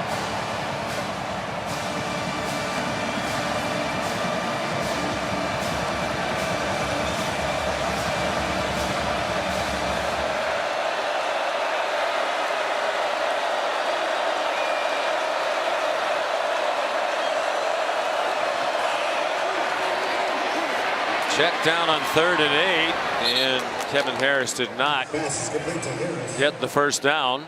It's close, though, Well, isn't he? might have gotten it. Didn't look like from here that he did. No, he did. Yeah. First down. We Nice. think they still haven't moved the chains. Nice effort by Harris to keep his feet in. Oh, he's out way back. They gave him a very favorable spot. He stepped out about 2 yards short of the 35-yard line. But it'll stand. It's a first down. They'll take it. They need all the help they can get. That's for sure. And Harris gets a couple. I still think the guy that has not touched the ball for South Carolina, I mean, I know that Josh Mann is their deep threat, but Jaheim Bell, number 0, he's a matchup problem. He's a big athletic tight end, has not had a ball thrown his way. I think they got to find a way to get him the football. See if he can make a play in the middle of the field or out in space. Marcus Satterfield, the coordinator, talking about his freakish athletic skills. Chance to be very special, said the offensive coordinator. Kevin Harris up the middle. You saw his versatility right there. That time he lined up as a fullback. He was a lead blocking fullback on that play. Tempo now for the Gamecocks. And Harris carries for another first down. So sustained movement here on the offensive side for the coordinator, Marcus Satterfield. And he was not pleased, to say the least, with their performance last week against East Carolina. He said, my wife's even mad at me. We were so bad offensively. Wife Sarah, not a big fan of that performance last week in Greenville.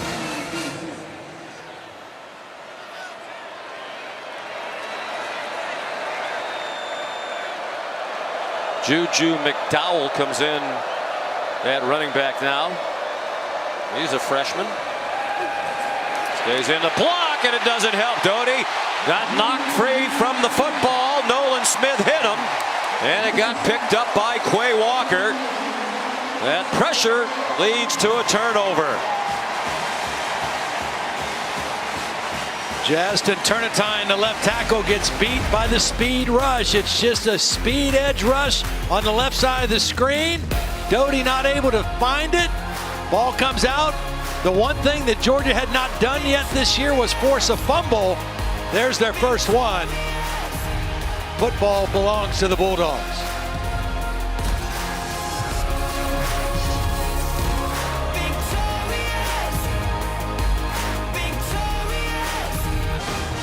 Join us for Monday Night Football on ESPN 8 o'clock. The Lions and the Packers, each team went down to defeat in week 1. Packers shockingly so. They got routed by New Orleans.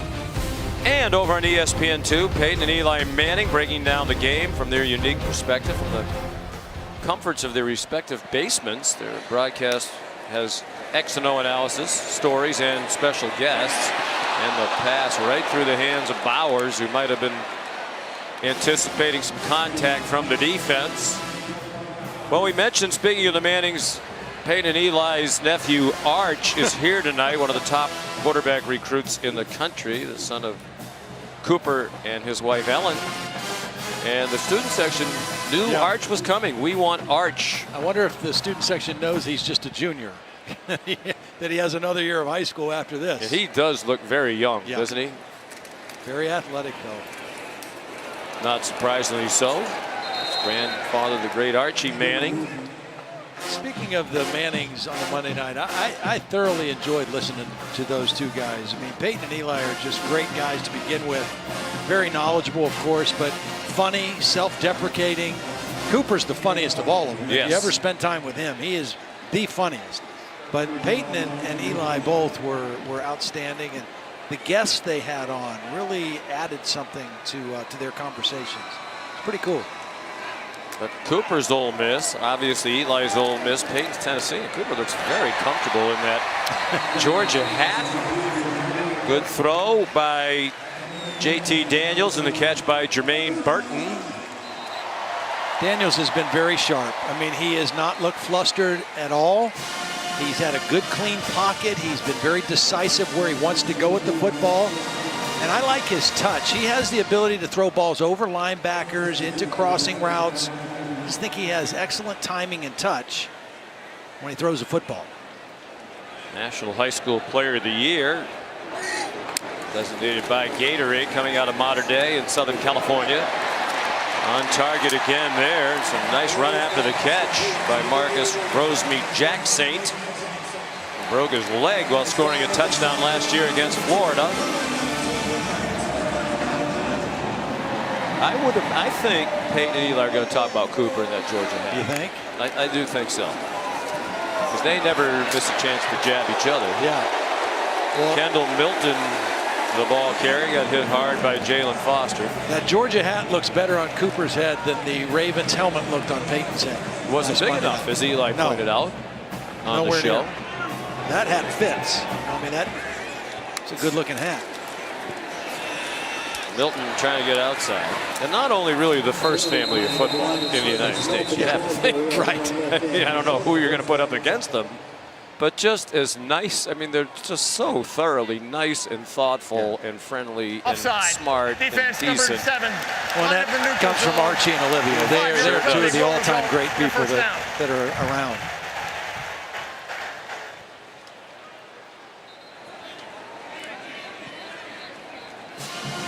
Well, one thing that is interesting, Georgia does have a freshman here, Brock Vandegrift, out of Bogart, Georgia, who was a 5-star recruit. He's waiting behind Daniels and Bennett and Carson Beck.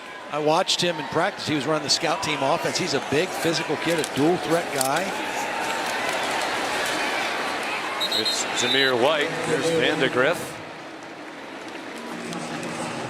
Looks a little bit older than a freshman. He doesn't really look a lot like Arch. A little different grooming than the Manning family, but it works. To each his own. I think hair of any kind should be admired. And no matter where Arch decides to go, the likelihood is there's pretty good quarterbacks there already. Right. We've read, Ole Miss, obviously, Alabama. I don't want to leave teams out because now their fans will get all upset. You didn't mention us. Texas. They got a lot of people interested in him. I think what we heard, they're keeping all options open. Are the Mannings. Pass into the end zone, broken up nicely by Darrell Ware. Yeah, that's a play probably, even though he's not the most mobile, JT Daniels needs to run this. I mean, that's a hard throw back across his body to a covered guy. Just try to run it and get to the pylon. You probably score. That's a hard throw, kind of a dangerous throw, and it was the smarter decision would have been to run that one and try to get to the front pylon. It's 3rd down and goal from the 4. James Cook back in at running back. I watch him just swinging out of the backfield here.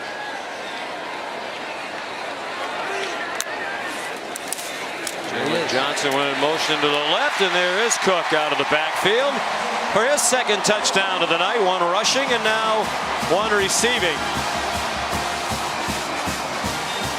Really good timing on the little bunch route. You had receiver and tight end going inside. Cook is breaking outside, and just too easy. My guess is that Cooper and Ellen will applaud as politely at every school at which they're hosted on Arch's other recruiting visits. Because everybody is after it. So, and they're, as we said, unfailingly thoughtful and polite. So he'll have a nice hat collection at home at the end of this tour, is what you're saying. Yes, he will. 40-6, Georgia. They're putting on a nice show for the Mannings here tonight.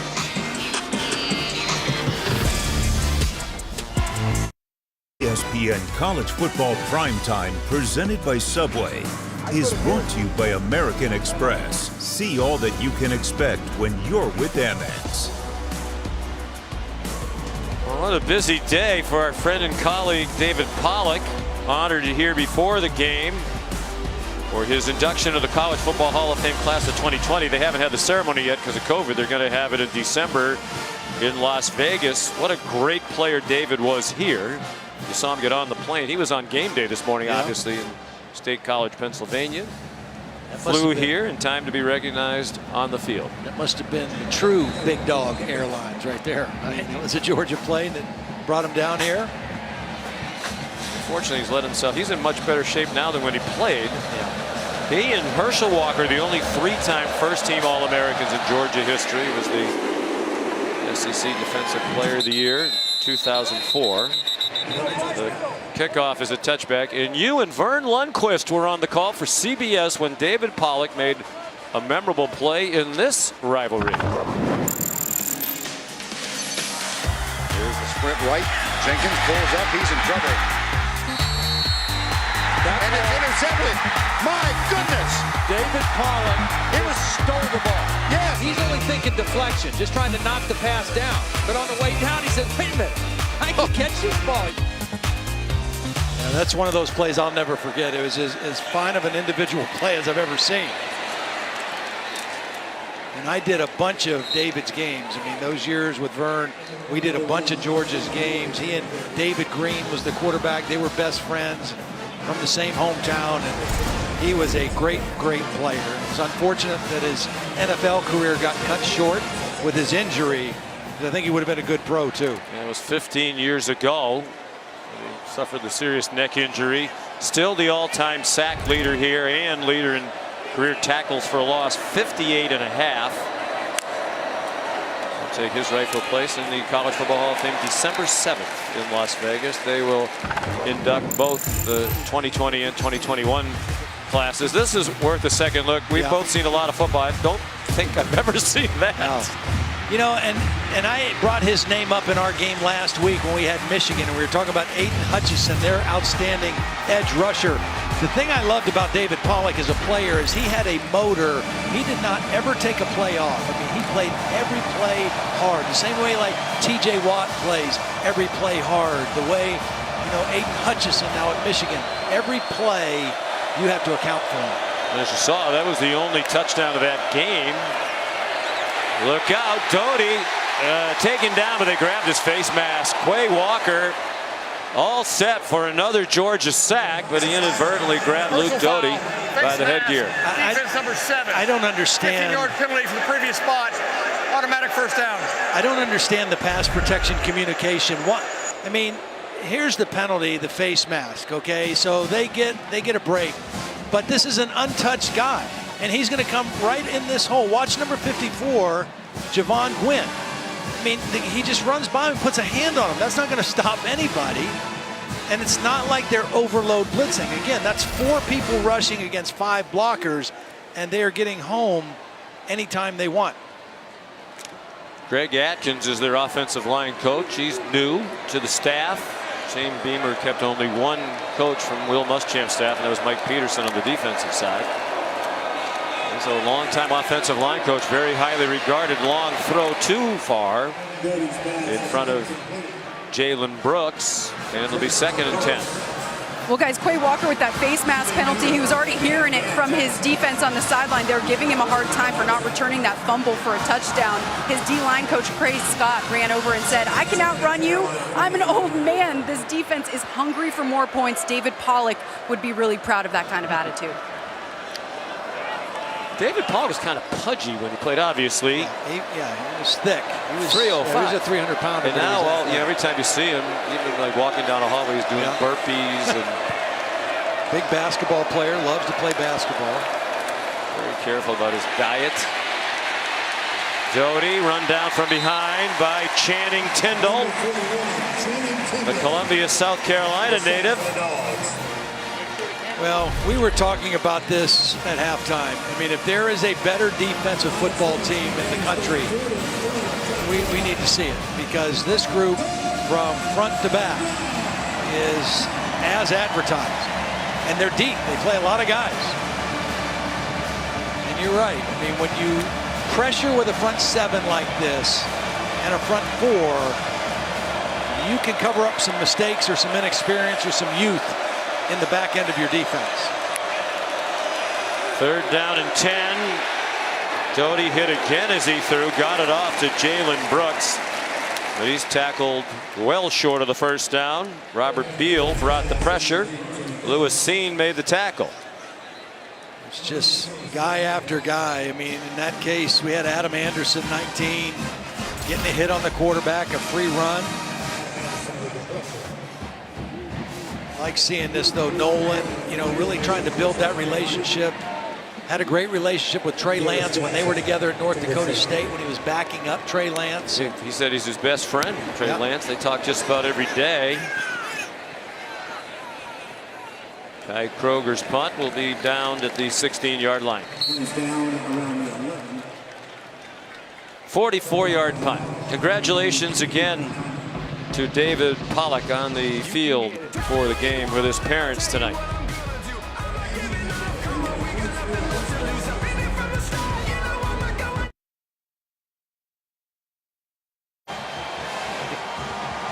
That is not Arch Manning. That's a Georgia fan who wants Arch Manning, the junior from New Orleans, to come here to Georgia and play quarterback. There's Arch back in his seat, right of your picture.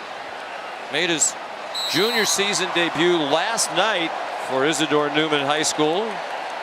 They won 28-0 over Vanderbilt Catholic. He went 19 for 34 with 3 touchdowns. He also ran for 50. Kenny McIntosh, the ball carrier. He has been quoted as saying that he plans to visit Georgia, Alabama, Texas, Ole Miss, and Clemson at some point this year. Yeah, and these are all, the difference between an official visit, which you can't take as a junior, and an unofficial visit means you pay for your own travel. Once you're on campus, they can show you around, talk to you, visit with you, and everything like that. But these are unofficial visits right now that he's making to these places. And interested to know if he will visit LSU as well, his home state. Kendall Milton carries for a 1st down and much more, out of bounds at the 34-yard line. 22-yard run for Milton, sophomore from Fresno, California, on the all-freshman team in the SEC a year ago. When we talked to Todd Monken, he said, offensively, the least of our worries is the running back position. We feel like we have good depth there. We can rotate a lot of guys.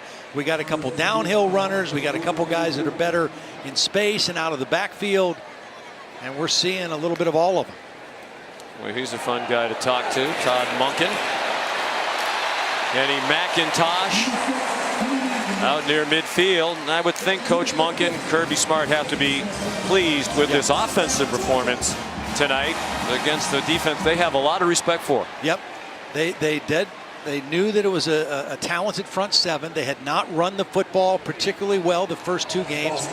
They're running it well tonight. 146 yards, 439 total yards. So it's the combination run pass, the decision making and accuracy of JT Daniels.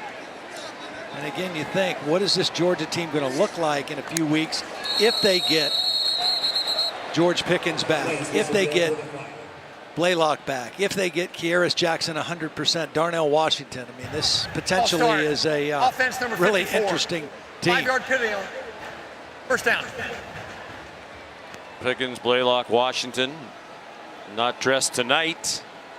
Blaylock closer than Pickens, we believe, to returning, but they hope to have all of them back this year.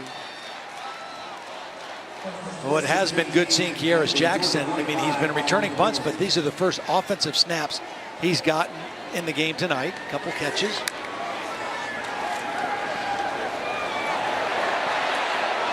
Daniels throws it up for grabs, and it's intercepted if Jalen Foster is in bounds, and he is. This was a late throw by JT Daniels. He moved up in the pocket. He kind of double clutched, and he threw this ball late. Probably the worst decision he's made today, trying to get to his tight end, Fitzpatrick, on the sideline. Ball just hung in the air, and Jalen Foster made a great play on the ball. His second interception. Really played the ball well on that play on the sideline. His second interception of the season. He had one in their opener against Eastern Illinois. Second interception for them tonight. They have 6 in 3 games now. They came into tonight 5th in the nation through the first couple of weeks in interceptions with those 4 they brought here to Athens. With Luke Doty at quarterback from Myrtle Beach, South Carolina. Grew up a Clemson fan. He made the decision to come to Clemson's arch rival, South Carolina. He got it to Jaheim Bell for a couple. He said, when I came to visit South Carolina, I just fell in love with it. For Myrtle Beach, but not a golfer. He said he's a very good putt-putt golfer, but not much of a real golfer. Yeah. There's a lot of those, a lot of putt-putt courses right around Myrtle Beach. If you've ever and a lot of real golf courses too. Yeah. Great destination for golf trips. I could probably beat you in putt-putt. I don't think. Well, I know you can't beat me in the real thing. So the 32-yard line. That's why I said that. Kevin Harris on the carry, and Lewis Seen made the tackle. But your golf game is coming along. You've got back into it in the last year or so. It's coming along. The truck is. They're not in agreement with the statement I just made. But we do think you hosted us at an NFL alumni tournament at the fabulous Firestone there. I would say that late April is probably not the best time to play golf in Northeast Ohio. We're still a little cold and damp, but we had 1 out of 3 days. It was nice. Another month or 2, we should thaw out, be good, dry out. First time out this half.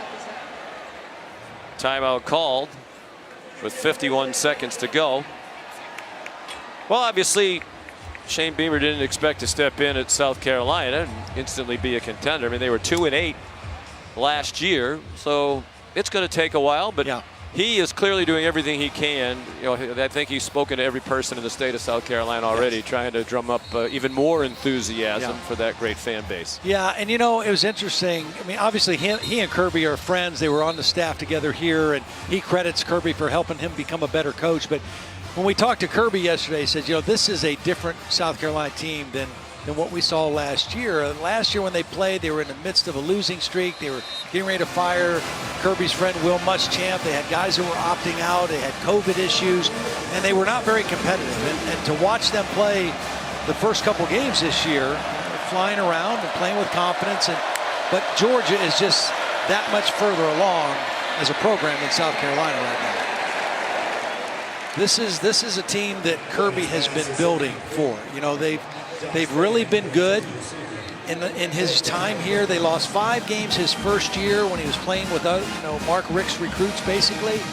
He has been one of the best recruiters in college football, and so on the front end of recruiting, on the back end of putting him in the NFL, he's on par with all the top programs in college football. The only thing he hasn't done is win a national championship and only one SEC championship, or find a way to beat Alabama in this league. Kroger punts. They'll go out of bounds. Don't you think that's because the offense is lagged behind? I mean, the other competitive teams to be in the college football playoff, Alabama, Clemson, Ohio State, Oklahoma, all those teams have been better over these last 5 years than Georgia on offense. Yeah, for the most part. I do think Jake Fromm had a couple good years in there playing, you know, as the starting quarterback, won a lot of football games, but it has been more defense than offense. But I think that, you know, the addition of Todd Monken, and now if JT Daniels can stay healthy, I think they might have the offense to kind of go with this defense. Now the point should be made. We're in the final minute of the third quarter. This is year 2 for Todd Monken. Yep. But last year he arrived and COVID arrived, and you know there's no spring practice, there's limited summer practice, you can't meet with the players. Very hard to put in a new offense under those circumstances, and he said it's night and day here in year 2 with the players understanding. Todd's still a little fired up even with a 34-point lead. Very animated coach in practice. Has NFL background and college background and family background. Yeah. His cousin is Jeff, the head coach at Army. They're from a coaching family. What did he tell us? He said his dad, Todd told us this, my dad and 4 of his brothers are all in the Illinois High School Coaches Hall of Fame. Yeah. It's pretty impressive. That takes us to the end of the third quarter. Georgia outscored Carolina in that quarters 14-0. And it's 40-6 for the number 2 team in the country as we head to the fourth in Athens.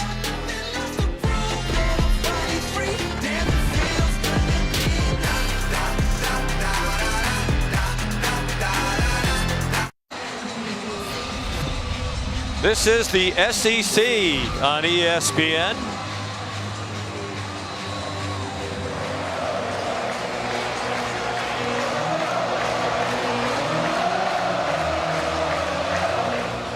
Talking, Todd, about how well Georgia has recruited. This scene is one of the reasons why. Great atmosphere here at Sanford Stadium. Kendall Milton carries for the first down. Yeah, this is one of the great places to come to a game. I mean, I love when stadiums are located in the center of campus. You know, it's kind of right in the hub of everything that goes on. It's a beautiful campus, nice downtown, and obviously a passionate fan base that stretches all the way across a very good football playing state. And recruiting at Georgia, there are so many really good football players in state to start with. Kendall Milton, the ball carrier again. But don't you think if you're going to be one of those teams, you just showed the graphic, that's going to compete to be in the college football playoff, you have to recruit nationally? Oh, you do. Even absolutely. though there's great talent around absolutely here. You do. They went to California for Milton and for Brock Bowers, and they hope to go to Louisiana for that young man, Arch Manning. You know, the best teams are getting players from all over the country. Yep, you definitely have to.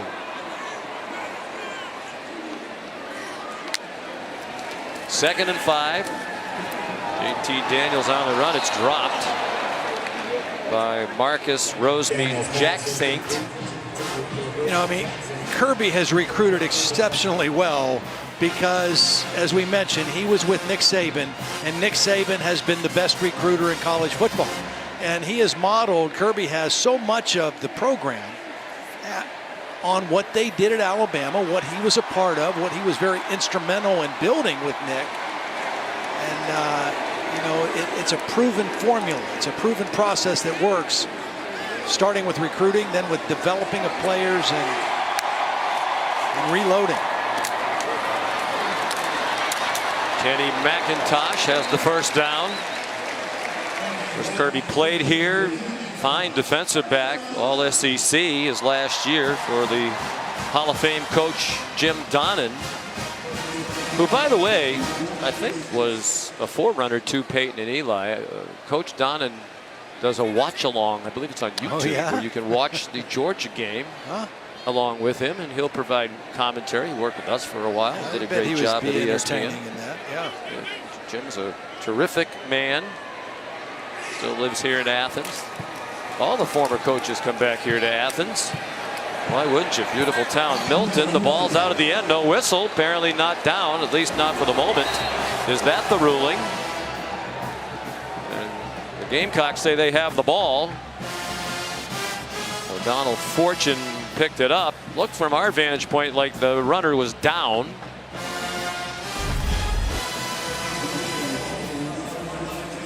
Milton still has it there. Yeah, the knee's down, I think, before the ball comes out. It's coming out, but knee on the ground there. Knees on the ground. Yeah, I think this is likely to be overturned. R.J. Roderick ripped it out. We'll tell you what they decided when we come back.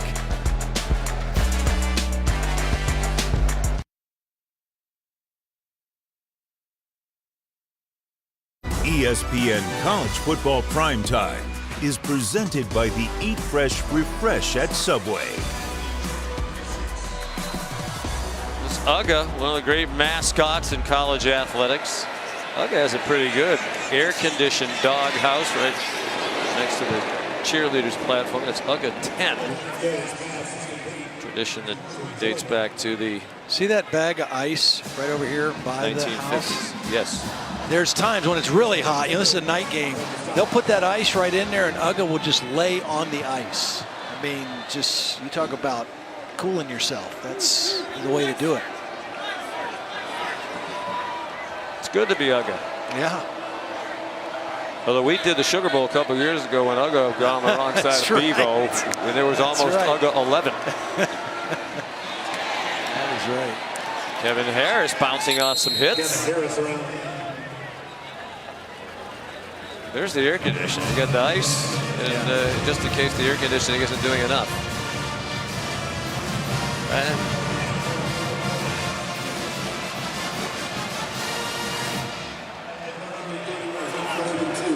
Third down and 2 here for South Carolina. It manages 2 field goals. Georgia has still not given up a touchdown while on defense this season. Through 2 full games and 3 quarters plus of this one. Clemson kicked the field goal. UAB scored a defensive touchdown. And Carolina has 2 field goals tonight. Harris got the first down. Here's Matt Berry. All right, Sean, checking in on Penn State and Auburn. Tyler Warren here, 14-3 Penn State at this point. A little separation to make it 21-10. But ensuing possession, here comes Auburn. They leaned heavily on the running game, and Tank Bigsby would punch it in for Auburn. So right now, Penn State has the ball, still with the lead. After this game, Rashad White, Arizona State, on the road, taking on BYU, and another whiteout. We'll have that coming up after kick. All right, thank you. So you have your alma mater going on right now, but I'm sure everybody's watching this game. Very few are probably watching that game. And then Matt Berry, distinguished alum of Arizona State. Okay. We'll be watching his Sun Devils closely. That's a big game. Matt Berry is also working on his golf game, I'm sure, because he will be participating in our Celebrity Golf Classic at Boston Golf Club on Monday afternoon. A dazzling array of celebrities. Last year, Matt's group asked me why they didn't get a celebrity, which I thought was a little unfortunate mean. Long throw, it's caught for a touchdown. Josh Vann made the catch. Boy, he's impressive. He's impressive. There's the promise of good things to come. Working on Amir speed, one-on-one, and he just has the ability to separate. Gets off the line clean, and then separates to the football. Amir speed, a little bit late finding the ball, and a beautiful throw by Luke Doty. 3 catches for 128 and a touchdown for Vann. Back-to-back games now over 100 yards, right? Yes. And by the way, Matt Berry's group loved him. Loved him. You know what's coming up next? You can see Uga with the tongue hanging out. Uga's a little hungry. Uga was telling our crew down there, where's Taste of the Town? Right. Uga's still awake just for Taste of the Town. Stayed up just for that. Which will be coming shortly, as we say in the Commonwealth of Massachusetts. Offside. Defense. Movement by the defense caused the offense to react. Half the distance to the goal. Replay try.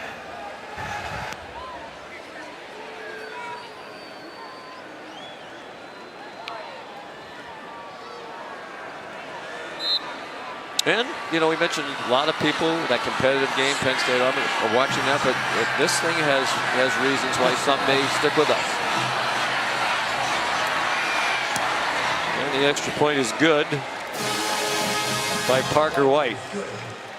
All right, you've waited long enough. We're going to reward your patience. Todd's Taste of the Town from Cafe Racer in Crawford, Georgia, when we come back. Oglethorpe County at a place called the Cafe Racer. Amazing biscuit breakfast sandwiches. I have 3 of them here.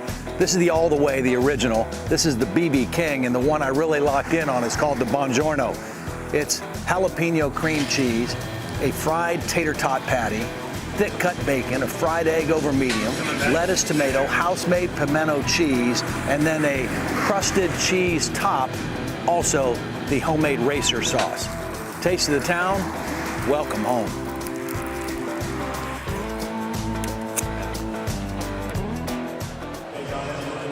Did you bring Uga some food?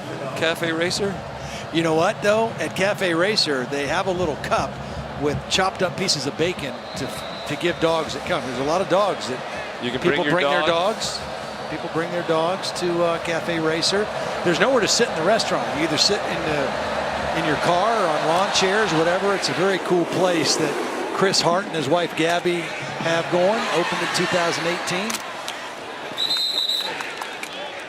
Kickoff return brought back to the 16-yard line. You're trying really hard with that outfit. What was with the outfit? It's my work shirt. It's my Taste of the Town work shirt, and I had to work. I mean, the breakfast sandwiches and also the donuts. And I said I was going to bring some donuts for you and Molly. I'm trying to suck in the gut as we speak. There's like 9 different choices. They're here. all good. They're all good. This one looks good. So Chris, he makes them with potato flour. He kind of found that flavor and that taste in Portland, Maine. Wanted to bring it back to this part of the country, and they are for real. They're Portland, Maine's spectacular. known for their potato flour donuts. What's in the Racer sauce? It's kind of a secret recipe, kind of a regular remoulade sauce. It's kind of spicy, you know, but the sandwiches are really fantastic. And, you know, the biscuits are homemade. Well, if their sandwiches are fantastic, where's the sandwiches? Well, I ate those. I just brought Seems you. like bad form to eat on TV. Yeah, well. I am. I'm going to, because it would be rude. Yeah. Where does the name Cafe Racer come from? Do we know? Yeah, so Those dogs race while they're there? No, so Chris Hart, the owner, in addition to being a barista, in addition to being a bartender before he opened this place, also worked at a motorcycle shop. And the Cafe Racer is a vintage kind of race motorcycle back in the day. So their logo on the building, is which one is this? I don't know. I mean, I don't know what the flavors are. I mean, I thought we were doing intermittent fasting. Yeah, well, apparently that involves Saturdays, eating at game days 10:15. I take off. Saturdays are my cheat day for intermittent fasting. It's delicious. I just eat whenever and whatever on Saturday. Glad you like it. I'll go with you next week. Okay. Since you didn't bring any sandwiches back. Stetson Bennett back in. At quarterback, he made a brief appearance in the first half after J.T. Daniels led him on 2 touchdown drives. Bennett for an interception. Has not returned until right now. He throws one up for grabs. A little hand fighting intended for Justin Robinson. And it's incomplete. Ball hung in the air. Both guys had a shot at it. Neither one able to come down with it. That's one of those plays you give your receiver a chance to go up and make a play. Typically, offensive guys are a little bit better at going after a jump ball than a defensive guy. But Robinson not able to come down with the catch. I have a dilemma now. I want to finish this donut because it really is really, really good. Yeah. Shout out to Portland, Maine for their major contribution.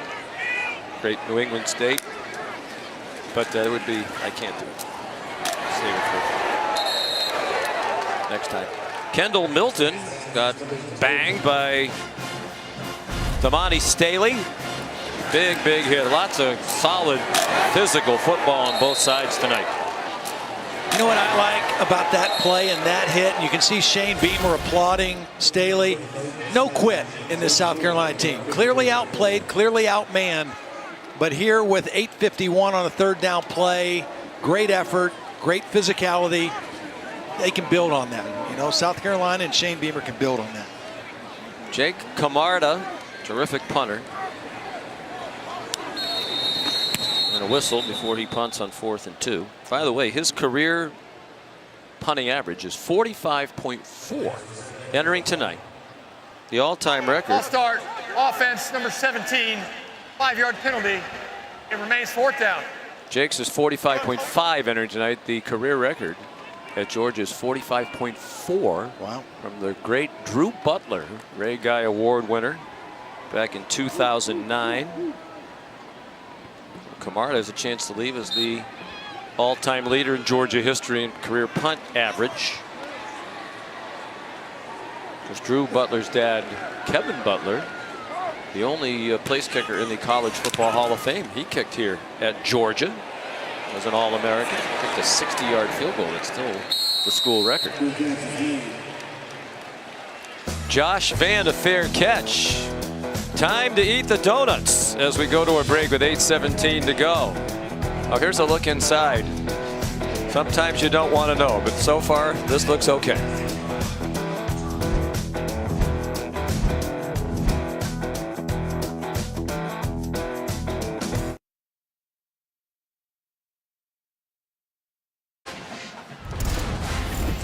Here's a look at this week's college football rankings brought to you by Chick-fil-A. And Todd, as we look at them, my question would be, Alabama barely won at Florida today. Yeah. Georgia, very impressive in going to 3-0. I think they are the best defensive team in the country. Yeah, Alabama, I would agree with me, that. would be better on offense at this juncture. Any thought about Georgia vaulting up to #1, or do you have to knock off the champion? They hold the title from a year ago. In my opinion, yes. I mean, until somebody dethrones them, they should still be #1. I mean, that was a game in the swamp. You know, Georgia's playing at home. Florida played them really good in the SEC championship game last year, and so it was a great comeback by Florida in that game. But yeah, I think Alabama's #1. Georgia is a very strong #2. Midway. Why do you think that's funny?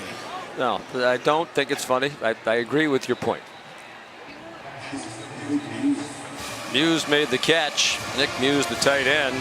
Coaches said they need to get him more touches, and he hasn't really been that actively involved here tonight. There's the Alabama win. Bryce Young, he looked comfortable from the first snap of the opening game a couple of weeks ago against Miami. Tell you what, Emory Jones played well in that game too. There was some question whether he would be the guy the whole game, if they would go to Richardson, and Emory Jones played the whole game, and he did a lot of really good things in that game. Kevin Harris carries for the South Carolina first down. Here's Matt Berry. All right, Sean, keeping you updated. BYU, Arizona State. It's kicked over on ESPN News. Arizona State fumbled the opening kickoff. BYU scored in the possession, 7-0. McDonough, I'm going to fetch some money at the tournament this year. They're going to bid high to play with Barry.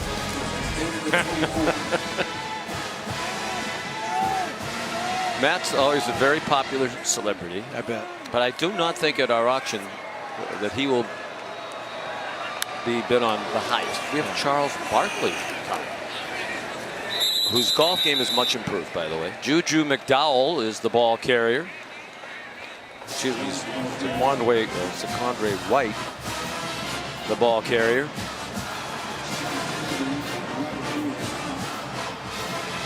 Six minutes to go.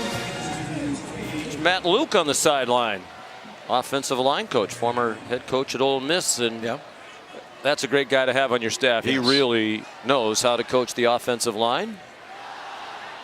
Well, and when you have former head coaches like Kirby has with Matt Luke, and now with Will Muschamp, who's just an analyst, they're another set of eyes who can look at things from the broader picture, you know, the whole program kind of perspective. Deep throw and a one-handed catch by Jalen Brooks. Boy, they've thrown the ball deep effectively when the quarterbacks have had time to get it off. What a catch by That's as Brooks. good a catch as you're going to see all season. Tremendous concentration. Right hand. That's beautiful. Great throw, but an even prettier catch. By Brooks, who's been around, started his collegiate career at Wingate, then went to Tarleton State in Texas, now here at South Carolina, joined them last year. Wasn't eligible to play for them last year until the second half of that 2-8 season. Luke Doty, after the play fake, pulls it down and runs. And he got to the 31-yard line. Well, this is definitely worth another look. What do you think? Top play on the top 10 on SportsCenter? He'll definitely be on there. I mean, you'd be hard pressed to find a better play from the weekend than that. Man, that is pretty. From the 32, second down and 6. Doty 13 out of 24 for 153. White trying to get outside. The big running back, 6'1", 215. Started his career at Florida State. Tavius Brini took him out. Do you think Luke Doty now is likely to be their starter going forward, and that Zeb Nolan will probably be a backup? Yeah, I think so. You know, I think Zeb will be a backup. I think he'll be a great resource. And then I think he'll be a really good football coach, too. When this season is over and he goes back to being a GA, you know, he comes from a coaching family, obviously, with his dad. That's what he wants to do. He wants to be a coach.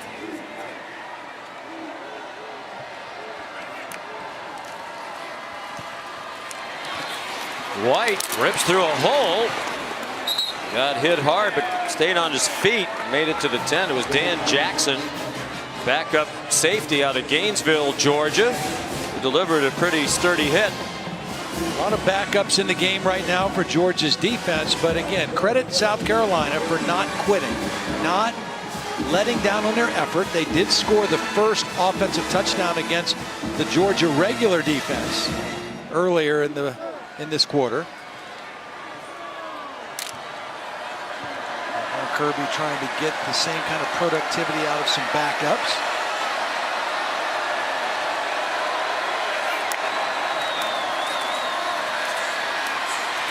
White ridden to the boundary by Dan Jackson again. There are multiple flags on the play. You mentioned having other head coaches on the staff. Will Muschamp in the background, and Kirby said that. You know, he's a great guy to talk to about how should I handle this disciplinary situation. Right. Are we practicing too hard, too long? Holding, offense number 55. 10-yard penalty from the previous spot. Repeat first down.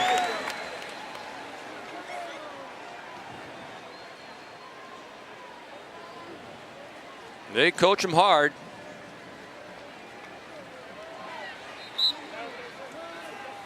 You know, it'll be interesting to see, and, you know, not sure how soon we'll go off the air here, but I bet there's a lot of those South Carolina players that are going to make a beeline to see Will Muschamp and give him a hug after the game. He recruited most all these guys and gave them an opportunity. Well-respected guy in the football community. Well, just the old story, didn't win enough games. That's right. Terrific guy, obviously. Great background, particularly on the defensive side of the ball. But you have to win 2 games under 500.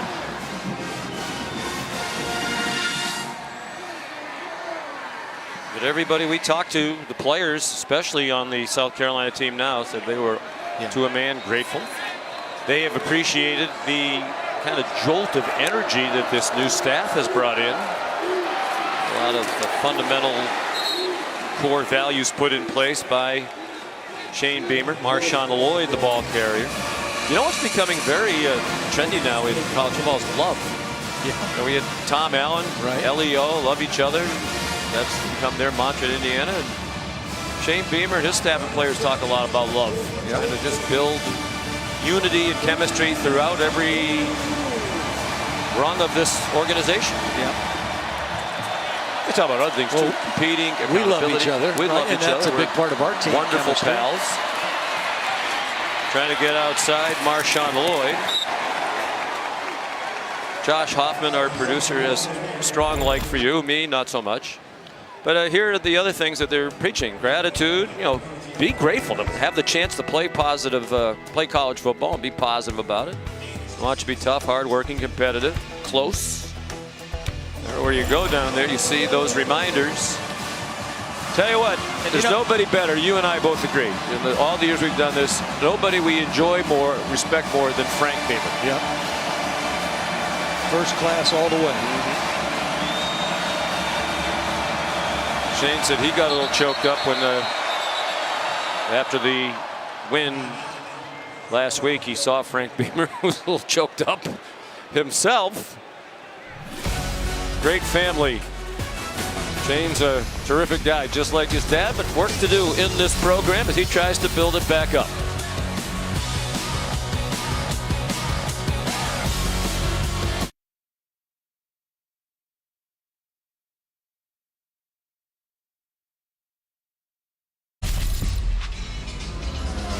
Time for tonight's Plan to Play, brought to you by Northwestern Mutual. Well, JT Daniels, this was his first pass completion of the game. It is tight end, beautiful touch throw over the linebacker, and he's just been sharp all day. Watch him hold the safety with his eyes on this one. He knows he has the deep post going to the seam, and then a beautifully delivered football for the touchdown for JT Daniels. 23 of 31, 303 yards, and the touchdown. Did have the one interception. Luke Doty to the end zone, trying to get it to Nick Muse, the tight end. Fifth-year senior started his career, William and Mary. Muse had a huge game against Georgia last year, and they lost to the Dogs in Columbia. He catches 131 and a touchdown. Pretty good coverage, right in position there to knock that football away. Latavius Freeney. Just close friends and loved ones still here at Sanford Stadium, but those who remain are having a good time.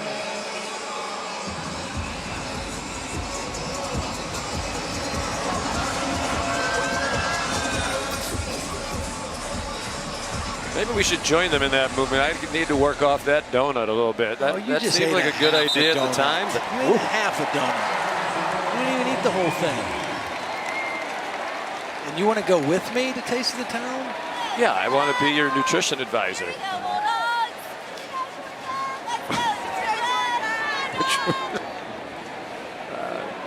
No, I really don't. I'd be the wrong guy for that job. You would need a quitter box. Yes. I don't. 2nd and 12. They'll take a knee again. Stetson Bennett still out there.